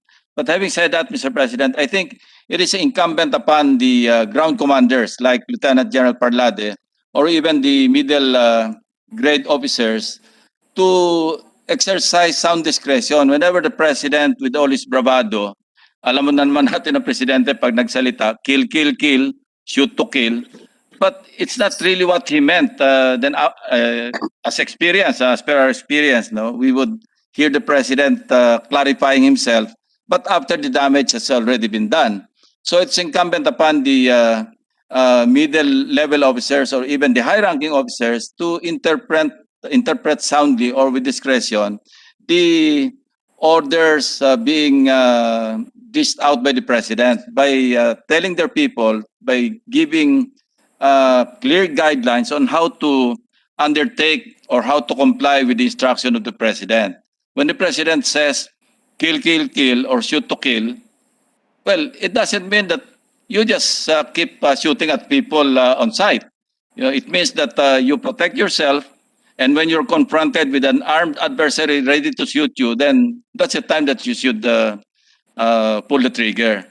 So I think the situation as it is now is that just because the President is too enthusiastic to say, and the insurgency problem before his term ends in 2022, which he often says, then the military or security sector, their members, have become even more enthusiastic to comply with the instruction of the President. So it is up to the commanders on the ground to exercise sound discretion in relaying the instruction of the President to their people, to their men, Mr. President. Well, with all due respect to the President and especially to you, my good friend Senator Lacson, it is to me, we all know Mayor Duterte.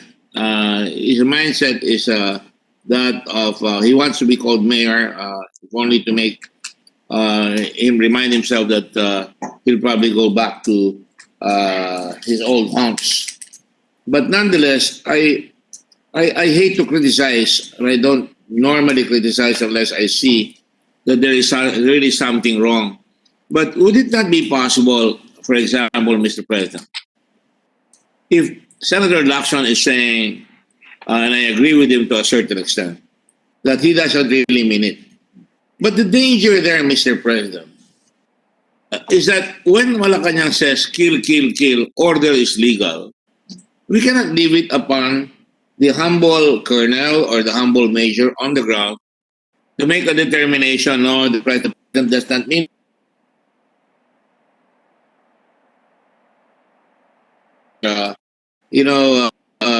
things like that. Uh, uh, that will brought with consequences that will be deadly. Because after all, everybody knows that the president is the commander in chief. Now, not all of us are as bright as other folks who know him better than we do. But the problem is the misinterpretation could lead to disastrous consequences. And where are the advisors of the president who must say that, sir, I don't think you meant that, instead of saying it after the fact? They should say it by sending a note to him and say, Mr. President, we might be misinterpreted, because we don't want our president, for example, alam naman ninyo, pag nawala ka na sa presidente, sasabi nga ni General Espino nung araw, matagal siyang AFP Chief of Staff. Mr. President, if I may interrupt for a while. Mr. President, yes, somebody please. walked into the hall who knows the president much better than we do. I'm referring to then Chief of Police of Davao City, Ronald De La Rosa, former CPNP and now Senator. So I think we can hear from him to interpret the instructions of the president when he was mayor and when he when he's the president. How would he interpret the orders being given to him by the president? Maybe we can hear from Senator De La Rosa, Mr. President. Yes, I would love to hear from based on personal experience, because you and I did not have the proximity opportunity to serve under President Duterte, and here's a person who can more or less interpret him more accurately than we can, Mr. President. Willingly, Mr. President. Senator De La Rosa is recognized. Your name has been dragged into the discussion. Thank you, Mr. President. This time around, I am the one giving reinforcement to my upper class, Senator Lacson. So, Mr. President, personally,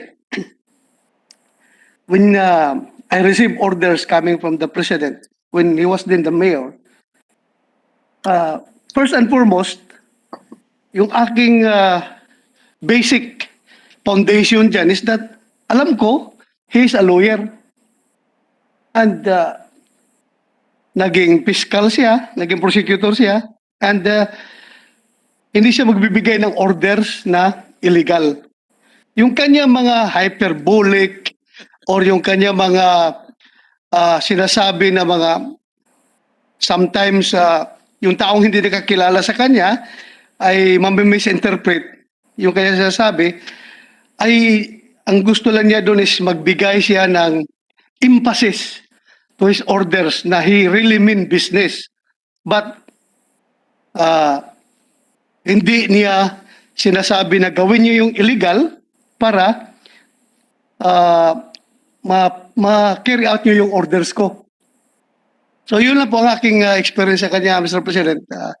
Alam kong he means well and he means legal sa lahat ng kanyang gustong mangyayari. There are people who just want to gustong mamasamain yung sinasabi niya, pero actually wala man siya talagang sinabi na illegal na gawin. Emphasis lang yun sa kanya, Mr. President. Thank you, Mr. President. There you go, Mr. President, direct from the horse's mouth. So I need not answer your question. Senator De La Rosa has very well articulated what the president really means when he says something to his people, Mr. President.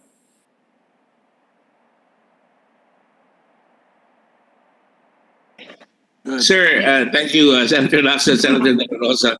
I, I wish everybody had the experience of Senator De La Rosa that they can interpret. But on the field, sometimes you cannot look at the crystal ball and say this is what he really intended. And what happens is, even if that is not what he intended, if somebody dies, he would still be liable, even if he did not intend to inflict harm or death. He would still be liable. So on that note, on the legal note, I think they call that aberratio ictus, if I'm not mistaken, if memory serves correct. But nonetheless, my worry is when the commander-in-chief says something, there's no room for interpretation and he must be clear. And I wish my good friend, the spokesman, Mr. Roque, I would tell him, you know, man, as a friend, I was a Sigma Rho before, Sal Panelo would always be quick to say, no, that's not what he meant, no? In that sense, he more or less softened the blow. But I just worry that in this particular case, because when the president speaks, it's like saying, this is my policy. And, you know, ang sinabi pa ni Roque, in fairness to him and me, was that we are at war with the communists. Now, as far as I know, the communists movement is no longer an outlawed organization. I'd rather say that we are at war with armed elements who are there to kill our soldiers. And in that sense, as a good Senator Lacson said, they have to defend themselves if they're being shot at, and therefore they should fight back. But in the case that we are talking about right now, when they have surrounded the house and they have a search warrant, the search warrant is not a license to come in and go in with guns blazing. That only happens with Clint Eastwood in the old movies of, Dirty Harry or Magnum Force, where some motorcycle policemen were killing people, executing people.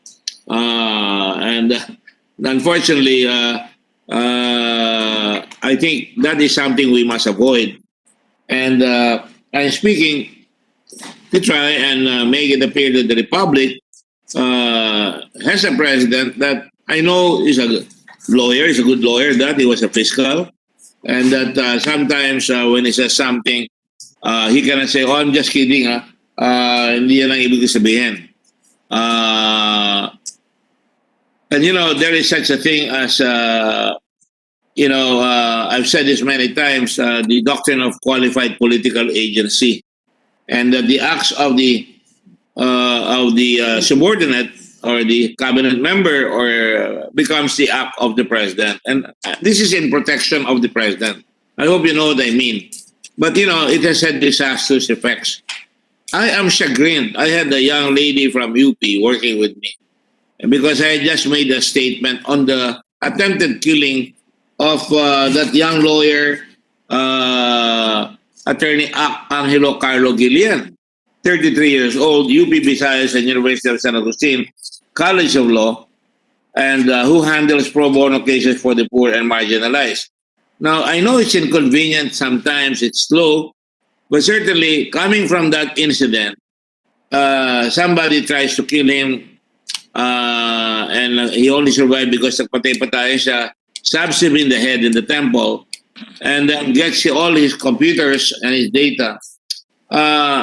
It doesn't do well for our armed forces and for the police that these things are happening.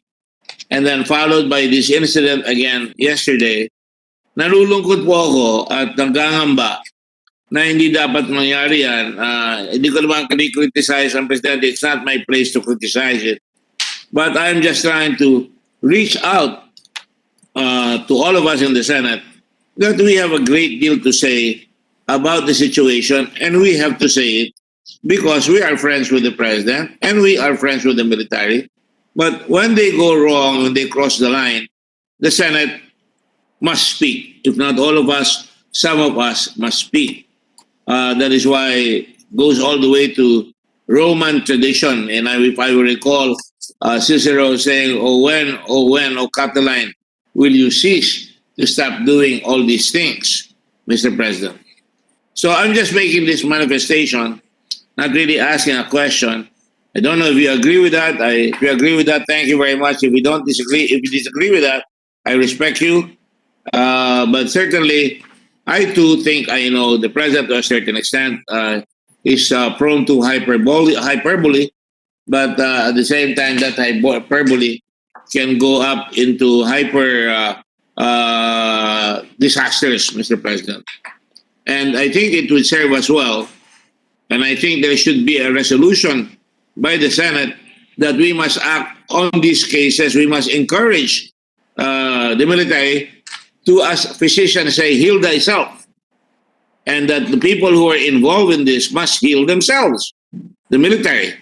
And that they must act right away to do that. And the gentleman from Cavite, my good friend Senator Lacson, is correct because I'm sure Parlada is a good soldier, but he cannot be wearing two hats. He has to be a soldier, subject to civilian supremacy over the military, and he cannot be a civilian that gives him some form of soft cover, if you will. If I say it not, Mr. President, that's what I'd like to say. I think that we've said enough now, except that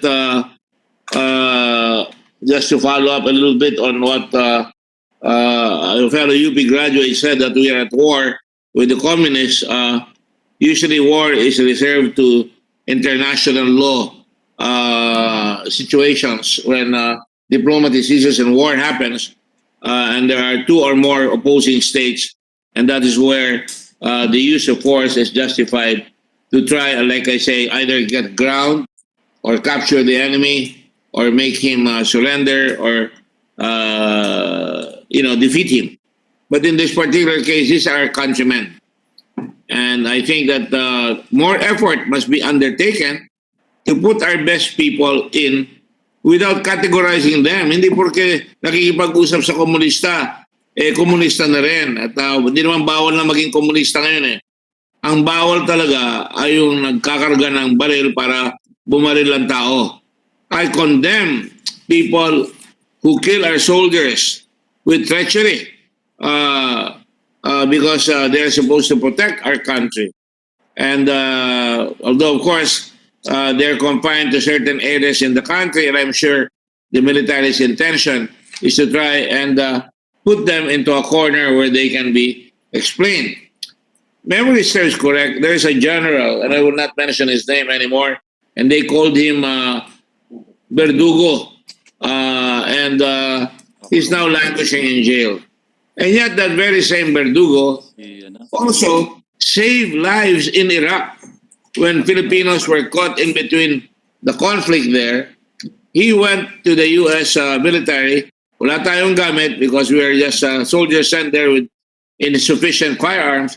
He borrowed an armored truck and he went to the area where all the Filipinos were and he rescued them. But when he came back here, his task is follow orders, stop the uprising there, stop the people who are fighting the enemy, and then he was nabansagan siyang Verdugo. And I really sometimes feel for him because he served his country well.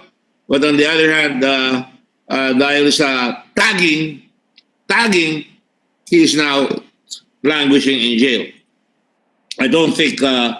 I think that there are faults on both sides, and I'm just trying to cite both sides of the controversy, Mr. President.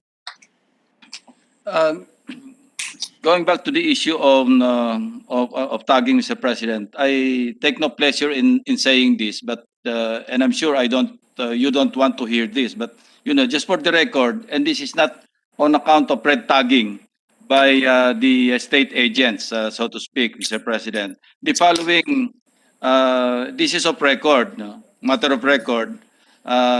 We heard the testimonies of rebel returnees, who testified before the committee on national defense. Josephine Lapira, from Marikina City, aspiring doctor who took up BS Biochemistry at the UP Manila.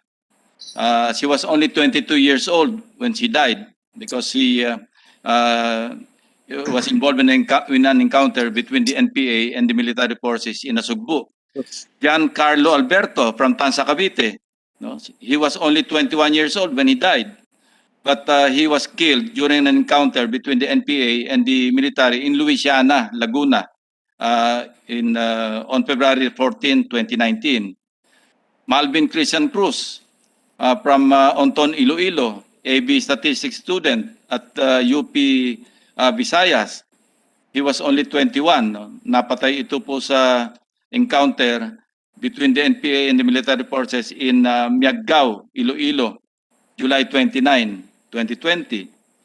Kimberly Jul Luna from Tubod, Surigao Norte. She was only 21 years old when she died. Na-encounter din ito sa Concepcion, Bukidnon, December 15, 2009. 23-year-old Rendell Ryan Edpan Kagula from Bago, Galera, Davao City. BS Anthropology student, University of the Philippines, Mindanao Campus.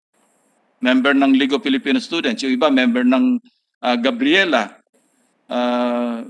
League of Filipino Students, and other militant groups, Mr. President. So, ito yung mga nasayang na buhay pagkababata, not because of red tagging, because hindi pa naman napag-uusapan yung red tagging, but because they joined first the militant groups, joined the street protests and eventually ended up joining the NPA.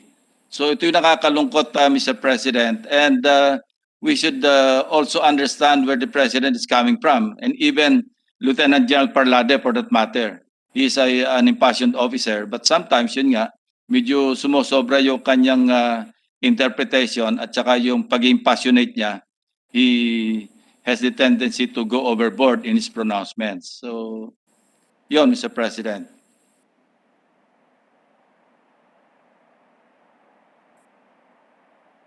I hate to say this, Mr. President, but that's why we have laws, and that's the laws draw the line in arresting passion, enforcing the law, or creating harsh or deadly acts, Mr. President. And I'm sure Senator Lawson is aware of this, and that's why he's such a successful officer.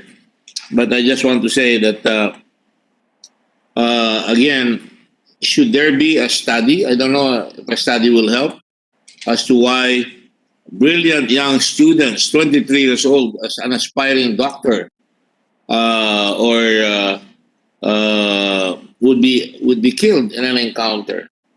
I remember my Ed Hobson, the son of a supermarket manager.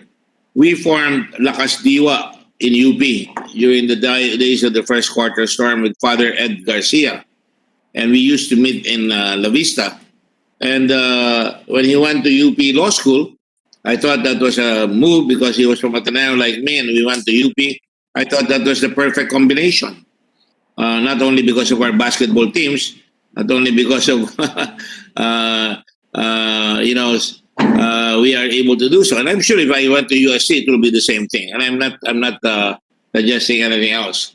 But he went to UP, and then suddenly he was in the forefront. We were together in rallying for the non-partisan constitutional convention in the 1970s. And we were there during the first quarter storm, and cavalry forces of the PC rushed in after that coffin was thrown at President Marcos as he was going out of the State of the Union. And we had to jump from that very big stage, not a stage, but the area, to avoid being hit by many things. But also on the other hand, and I will say this, I was also asked by the UP Student Council to help the family of, I think his name was Alcantara, if I'm not mistaken, who was shot in the back. And that was being blamed on the military. And I never thought that it was the military who did that. In fact, I thought it was a deliberate move by certain sectors in the left. And when they started in the funeral, I think it was in Marikina, if memory serves correct, they started putting red flags and red things on the coffin. And I took it upon myself to really, I was upset, remove all the red things there and leave only the flowers of compassion and of condolences. And I said we should not use this as a political opportunity. They were trying to make a martyr out of him, and probably he was, but certainly nothing came out. And that is where the problem lies, Mr. President. Hardly any results from these investigations come out. We can never put closure, Mr. President. For example, if I ask who stabbed Gillian, up to now, wala yan. Or who killed, or for that matter, up to now, di pa natin nalalaman, nagbabakbakan yung ating PIDEA at saka yung mga pulis natin. Or for that matter, may lalabas ba ang katotohanan dito sa nangyari sa Calabarzon? I can go on and on and on, and I was asked by Senator Subiri to deliver a privileged speech. I said if I was ready. Of course, I'm ready because I have a lot of things in my tummy saying that malaki nga yung tummy ko kaya maraming laman na galit.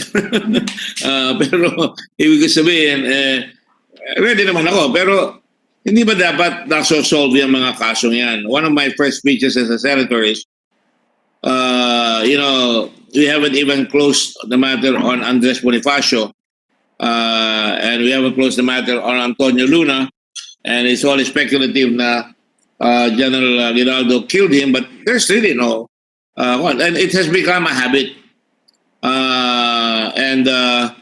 As we approach our 500th year of allegedly becoming part of the civilized world with the coming of the Portuguese Capitan Magallanes, supported by the Spanish and the friars. Hanggang ngayon, tila nagkaroon na tayo ng demokrasya, pero hindi pa rin natin mahuli yung nangyayari. You remember, dear colleagues, that Ramon Magsaysay, my province mate, picked up the body of Moises Padilla. That's part of the myth. I don't know. I think Frank Rilon can tell us that his body was picked up and there was a picture of that. And because of that, it catapulted President Magsaysay to become President of the Republic. But there was closure there. Di ba, Senator Rilon? I think Governor Lacson at that time, sorry, Paping, no? Maraming Lacson kamag-anak doon sa Cavite, sa Negros. Governor Lacson was prosecuted and was jailed, if memory serves correct. And that is what is missing today. Things happen and they never get solved. So many riding in tandem. You probably galit na kayo sa akin dahil palagi akong tumatayo. Since I became a senator, tinatayuan ko yan. Because if we allow it, it becomes matter of fact. Na para bang, drug pusher yan kaya pinatay. Talagang magnanakaw yan, kaya pinatay. We cannot allow us to go into that slippery slope and lose our democratic principles that are there to preserve life and property within the rule of law. And that is what I'd like to point out, Mr. President. And I know Senator Lacson follows that tenet. I'm sure he does, and I don't have no doubt about that. So, yun lang ang concern ko. Red flagging is really just criticism. But it's dangerous because it puts people in a category. Like, for example, why should the child of a unwed couple be called illegitimate when the real illegitimate is the illegitimate parents? Bastardo, tawagin nila. When here, it's the same thing. As far as I'm concerned, why will you declare somebody a communistang rebel? File a charge against him. You don't have to kill him. And it's this threat tagging business that puts everybody in a category that puts us into harm's and our children and our family and our kababayans in harm's way. Would you agree to that proposition, Mr. President, Senator Lacson? Certainly, Mr. President, I agree with the distinguished gentleman that an in-depth and a thorough study must be undertaken why young students are enticed to join the ranks of the NPA. And by the way, Mr. President, the killing of the young students that whose names I mentioned did not come without any violation from the CPP, NPA, NDF themselves, you know. Kasi in several official statements posted on their official website, by the way, Mr. President, they acknowledge and they even put up some good words to those students killed. Ano? Ang sinabi doon sa kanilang statement posted online by the way, walang kinalaman na red tagging dito, Mr. President. Ha? I'm sure. Last November 30, 2020. Ang sabi nila, ito, and I would like to quote, sa ika-56 na anibersaryo ng pagkakatatag ng Kabataang Makabayan ay nagbibigay pugay ang Kabataang Makabayan sa mga kabataang inialay ang kanilang buhay, panahon at lakas para sa pagsusulong ng revolusyon. Walang anumang malisyosong propaganda ng Estado ang makakapag-question sa kawastuhan at pagsuporta ng kabataan sa armadong paglaban para sa lupa, sahod, trabaho, edukasyon at karapatan. Walang anumang pangyuyurak ang babahid sa buhay na iniyalay. Take note, Mr. President, nina Joe Lapira, ito yung binanggit ko kanina, Pamela Peralta, Justin Vargas, Zaira Ligat, in-enumerate lahat yung mga pangalan ng mga estudyante na na-recruit ng NPA at namatay sa labanan. So, it goes without saying na ina-acknowledge talaga nila na nirecruit nila itong mga kawawa mga kabataan na sumapi sa kanila, mag-bear ng arms at lumaban sa pamahalaan bilang miyembro ng mga NPA.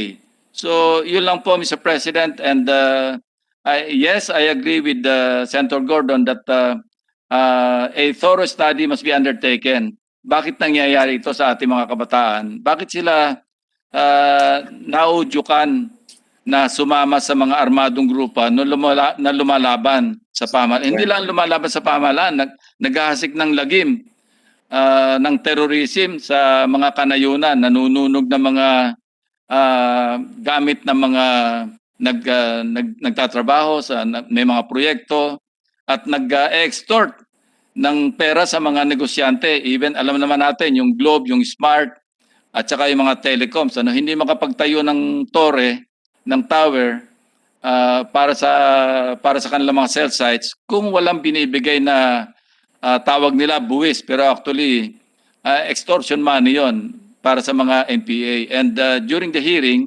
nag-testify sila na aabot sa 400 million pesos a year ang nakokolekta sa Globe lamang at sa Smart, na ang karamihan nito napupunta naman do sa The Hague, do sa Utrecht, do sa Netherlands para kay Joma Sison. Nagpapasarap na naman ng buhay doon habang yung kanyang mga sabihin na nating naudyukan. Ayokong gamitin yung salitang nauto, dahil matatalino naman yung mga estudyante kasi sa nag-aaral sa mga universidad dito sa like UP and PUP. So bakit nangyayari yan? And we should really take a long hard look into this matter, Mr. President.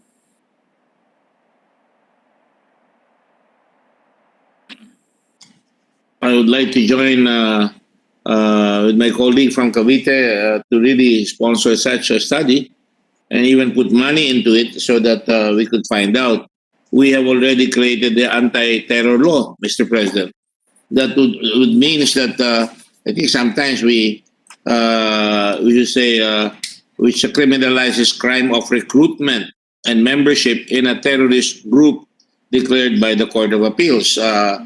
And therefore, there is the law that allows us to implement that. Except that, would you agree with me, sir, that sometimes red tagging probably emanated also from these people who have a tendency to terrorize and recruit people para madi-discourage ang ating mga tagapagtanggol ng ating kapayapaan, ng ating armed forces at ang ating mga kapulisan na matitino na matakot silang gumalaw because ganun ang ginagawa eh.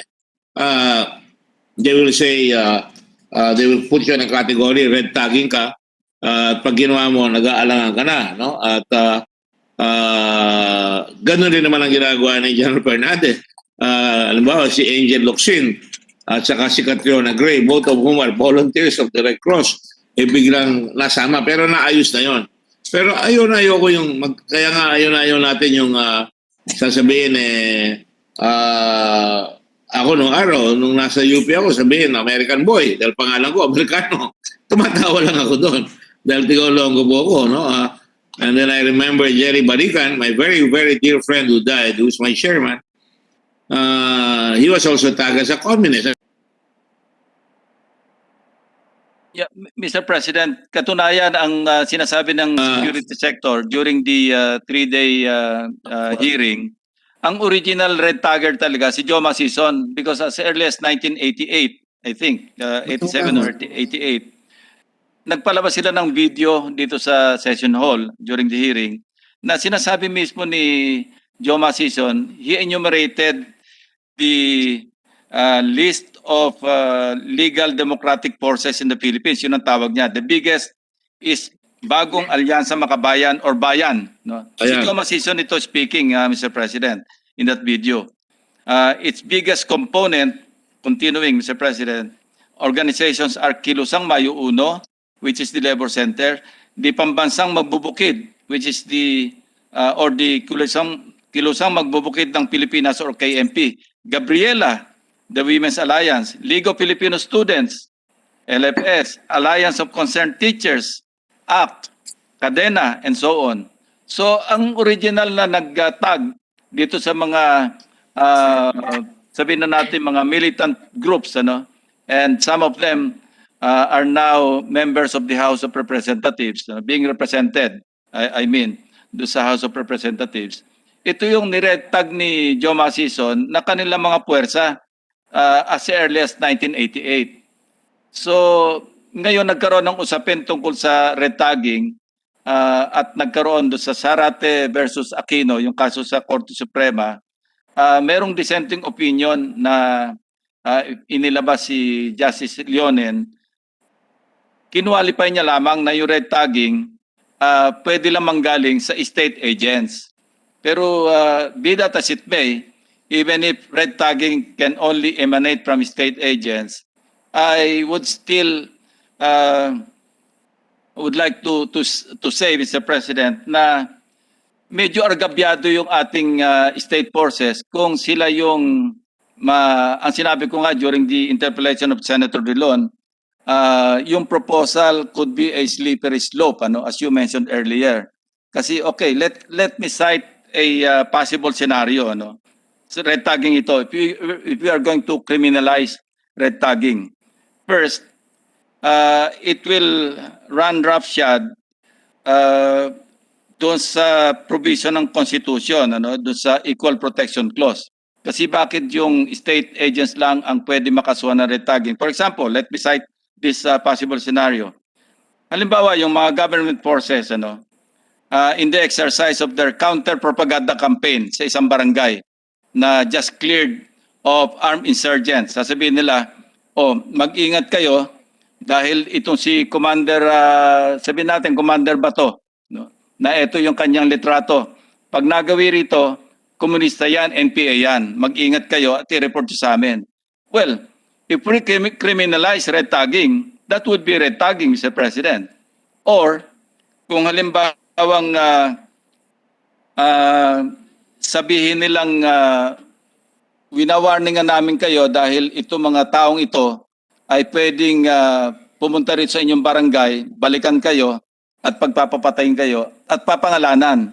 So would that not tantamount to red tagging, Mr. President? So ito yung sinasabi natin na pwedeng maging slippery slope because yung Constitution maliwanag tungkol sa freedom of speech, freedom of expression, at kapag na-breach natin yung freedom of speech and freedom of expression at ito'y pinatungkol lang natin sa isang sektor ng lipunan tulad ng mga government sector or military sector, hindi po ba parang hindi equal, hindi parehas yung protection ng batas sa ating mga kababayan. Yun lang pong aking apprehension o reservation do sa panukala o sa proposal na i-criminalize. That's the reason why in coming up with our recommendation, sinabi natin na napakarami ng batas na umiiral, maski mga procedural na pamamaraan na sa mga korte, sa Korte Suprema for example, na pwedeng ma-avail ng mga tao na sinasabing nire-red tag sila. They can go to the Supreme Court or any court for that matter to file for yung mag-file ng petition for the writ of habeas corpus or petition for writ of amparo o kaya yung writ of habeas data. Nilabas po ito dahil ang tingin ng Korte Suprema sa panahon ni Chief Justice Puno, parang kulang yung efficacy noong writ of habeas corpus. Kaya nagpalabas pa sila ng writ of amparo para doon sa mga natetreten, na pwedeng dumulog na sa korte. Katunayan, yung isang unang-unang na-release on the same day na nahuli siya, nag-avail siya ng writ of amparo. At saka yung writ of habeas data, pwede rin i-avail yun. So, yun lamang po ang aking gusto ko i-express na sentimento tungkol sa aking reservation, strong reservation to criminalize red tagging. Mukhang hindi parehas ang pagtingin natin sa mga miyembro ng lipunan, Mr. President.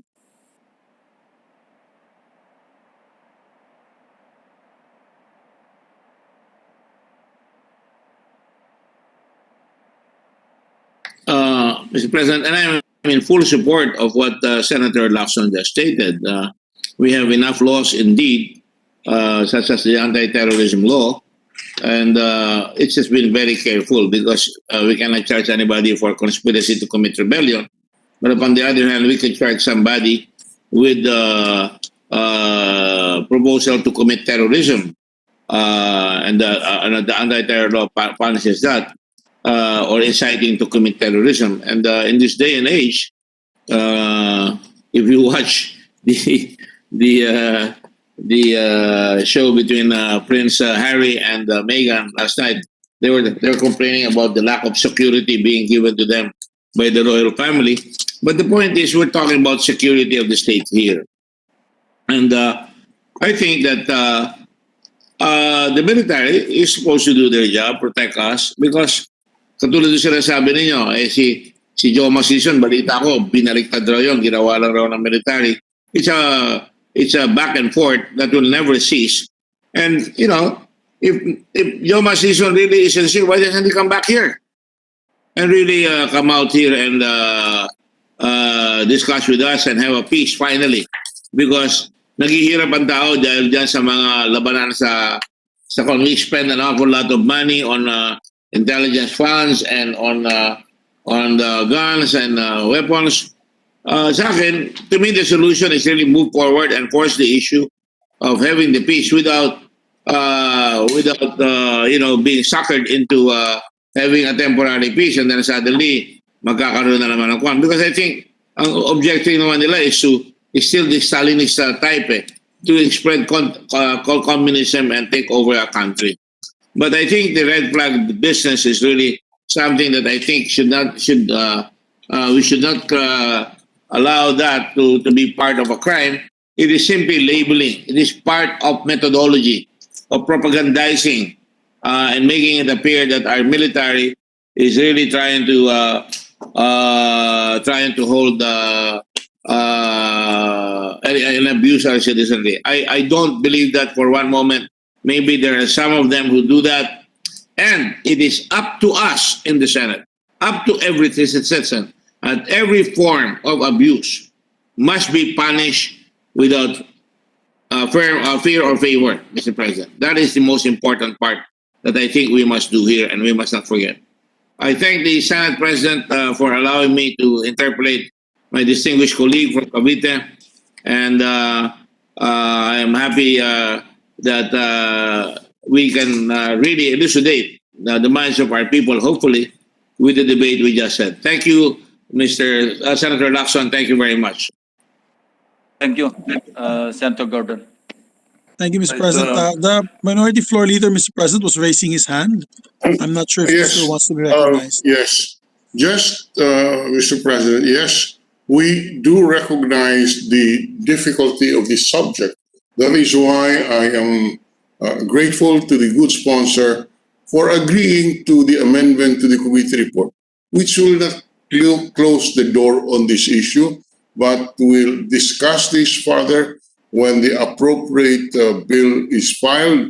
And we do recognize that there are pitfalls, there are difficult issues to be resolved. But it is our view that we must resolve this.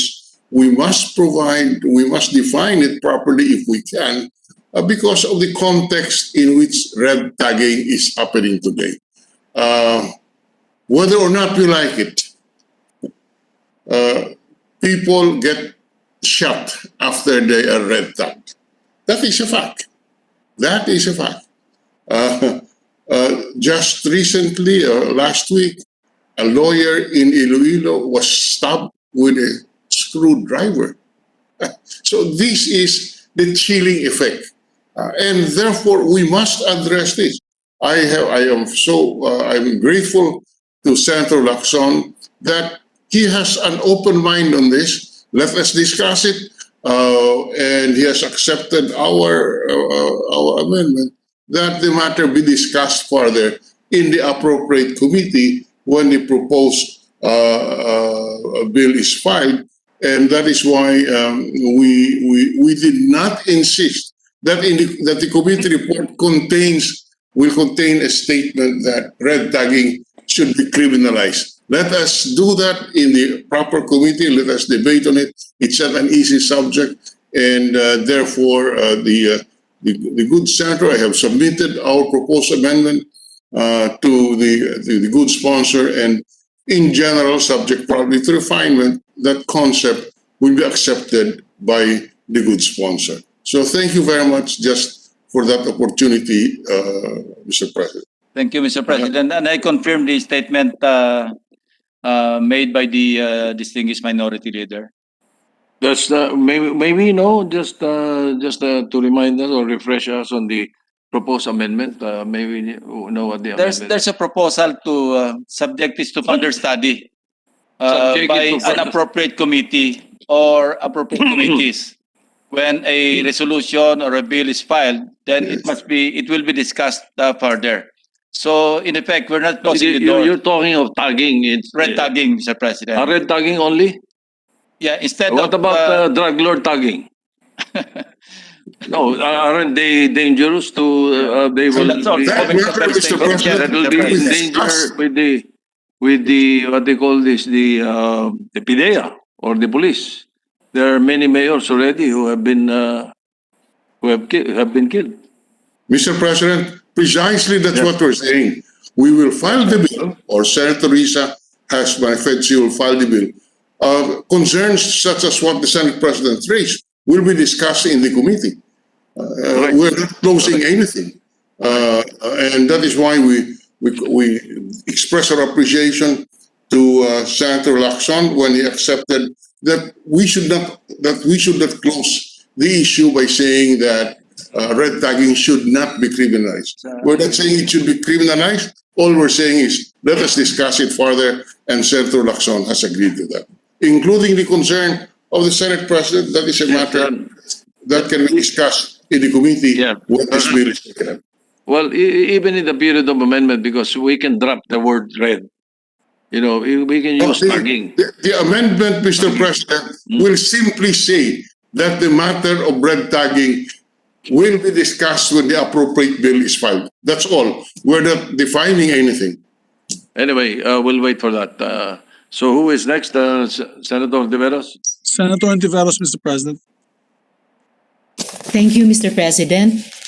Mr. President, wala na po sana akong intensyon na mag-intervene sa committee report ni Senping sa usapin ng red tagging at ng dulong kaliwa.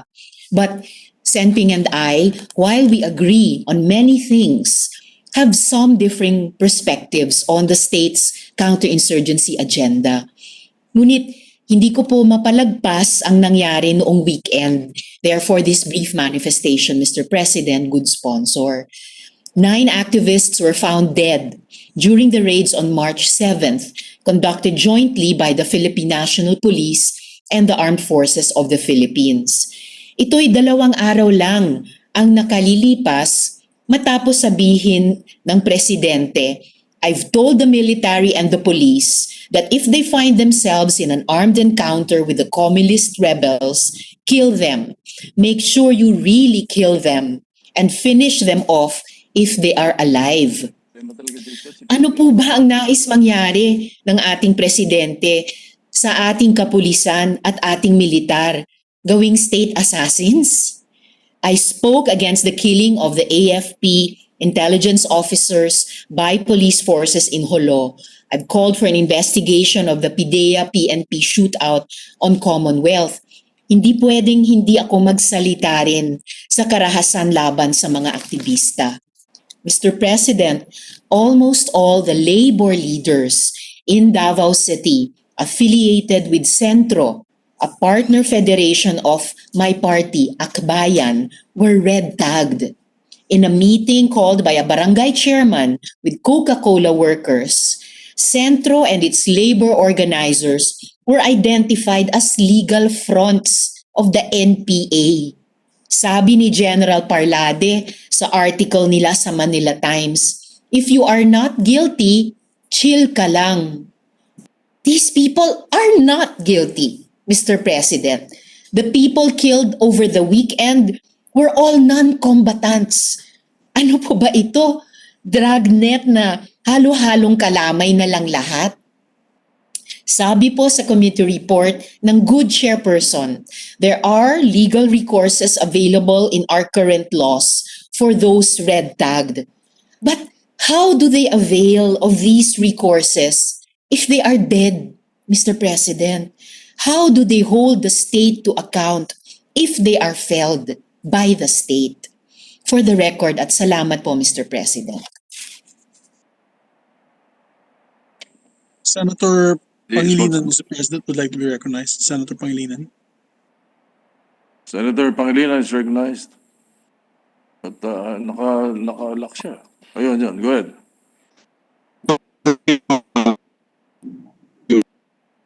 Signal. Listening to the exchange of Senators Gordon and Senator Lacson mentioned one of the pieces of information related to us during the committee hearings was that as per the Armed Forces of the Philippines, and we commented on this the hearing, CPP-NPA is able to extort 400 million pesos a year, and therefore this is a reason to be seriously concerned. We raised this, Mr. President, because I recall in the hearing when I heard this, I precisely we should not give up on peace. All this, the talk of war earlier, Senator Gordon, this person, just over the weekend, 9, as mentioned by Senator Ontiveros, 9 members, organizations, sectoral organizations were killed. I raised this because during the hearing I said, in response to what General Parlade said, that kalokohan ng peace talks. He said that during the hearing, na kalokohan ng peace talks. With that kind of mindset, Mr. President, and the statement said by Malacanang that we kill them and kill them all, we seem to have lost our way in the context of how we pursued peace in Mindanao with the MILF. On the one hand, we pursued peace with the MILF. We did not give up on peace. The measure was not passed in the previous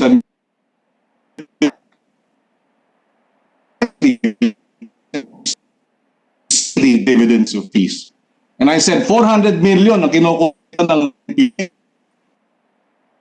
annually ngayon ng barn 70 billion.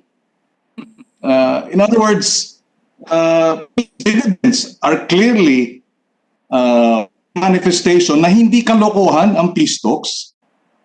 Kaya nakakapangamba na heto tayo, nagkaroon ng kapayapaan at porsigidong isinulong ang kapayapaan with the armed forces of the Philippines, the government of the Republic of the Philippines, and BARM, and the MILF.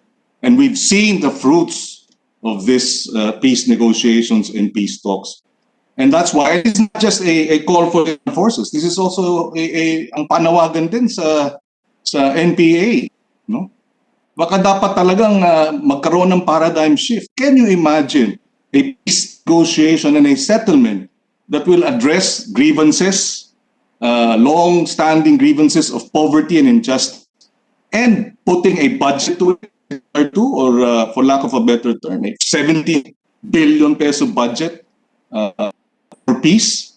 I mean, this is in the realm of what can happen if we pursue peace and do not countenance the mindset na kalokohan ang peace talks. And this does not refer just to the armed forces. This refers to the warring party in this longest insurgency, I think, in Asia.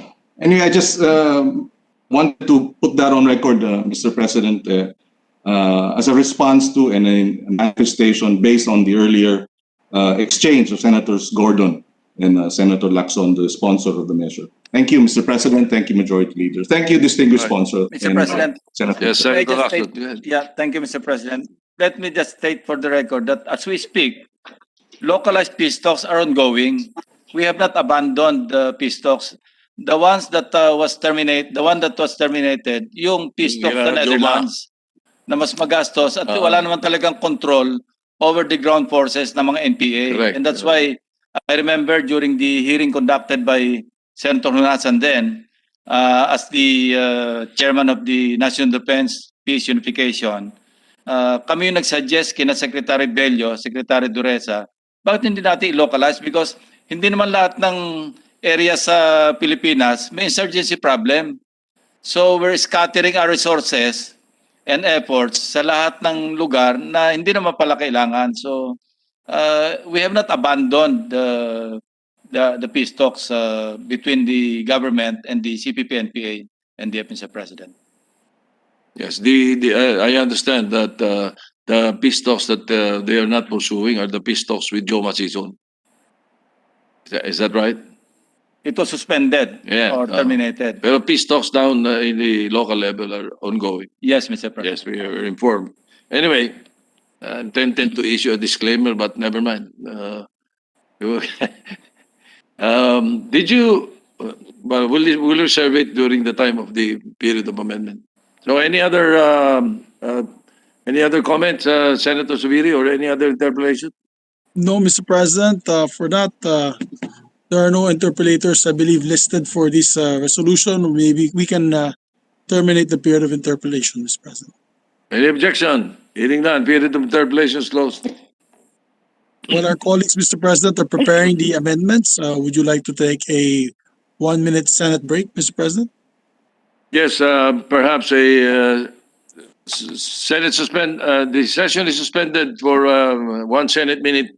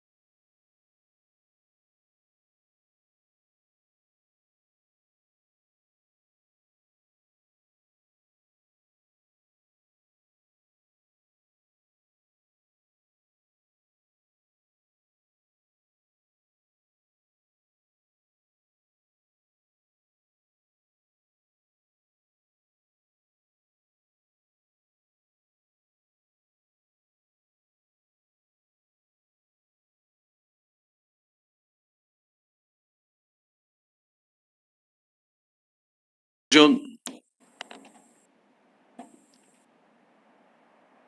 Leader, before the break, we were still tackling the PS Resolution 559. We were in the period of interpolation, and it was terminated. May we know what is the pleasure of the body now? Thank you, Mr. President. Mr. President, we just have we suspend, Mr. President. Our colleagues are asking if they have time to be able to come up with amendments for the resolution of our dear colleague, Senator Lacson. Therefore, I move to suspend till tomorrow. We can take up the period of amendments tomorrow, Mr. President. I move to suspend PS Resolution number 559. So move. Any objection? Hearing none. Consideration is suspended. Thank you, Mr. President. Mr. President, I move that we resume consideration of two citizenship measures. Before we take up the one of Ange Kwame, Mr. President, I move to reconsider, or we'll take up the citizenship of Mr. Ange Kwame first. I move that we resume consideration of House Bill number 8632. So move. Any objection? Hearing none, consideration of 8632 is in order. Thank you, Mr. President. May we recognize our distinguished colleague, Senator Richard Gordon, and we are in the period of amendments, Mr. President. May we also recognize Senator Sonny Angara to propose the amendments. All right, Senator Richard Gordon is recognized and to propose amendment, Senator Sonny Angara. We're ready, Mr. President, to listen to the amendment of the distinguished gentleman from Aurora. Thank you, Mr. President. Thank you, Majority Leader, and thank you to our good sponsor, the gentleman from Zambales, and apparently also the 6th District of Bulacan and Cavite. I found out today, Mr. President. I have an amendment on page 1, section 4, line 14. I move that we replace the words 15 days after with the words immediately upon. So move, Mr. President. We accept, Your Honor. Accepted. Any objection? Hearing none, adopted. Thank you, Mr. President. That's all. Thank you, good sponsor. Majority With that, Leader. Mr. President, there are no other amendments. Move to close the period of amendments. Any objection? Hearing none, period of amendments closed. Mr. President, I move to approve on second reading House Bill number 8632. So move. Any objection? Hearing none, House Bill 8632 is approved on second reading. Move to suspend consideration of the same, Mr. President. Consideration measure suspended. Mr. President, I move to reconsider for second reading approval House Bill number 8631. This is a bill granting Filipino citizenship to Buenvenido Moreon Marañon pursuant to Section 91 of our rules. I so move, Mr. President. All right, and you voted in favor. Yes, Mr. President. That is why there is a motion for reconsideration. Any objection? Hearing none, 8631 is reconsidered. Thank you, Mr. President. There is an amendment that is proposed by our dear colleague, Senator Sonny Angara. We recognize, Mr. President, Senator Richard Gordon, and to propose the amendment. And if we can open the period of amendment, Mr. President, recognize Senator Sonny Angara.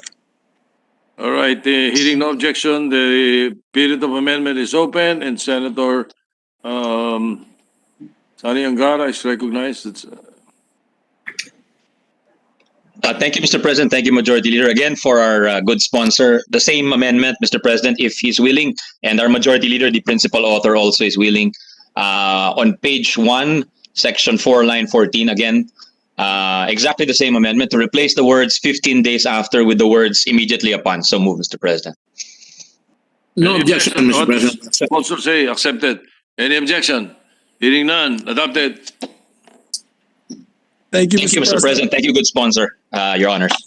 And we'd like to thank Senator Sonny Angara. His amendments, Mr. President, are key amendments that would really be able to implement this law immediately, and also these players can play immediately as well into international competitions, which are end of the month, I believe, or during the end of this month.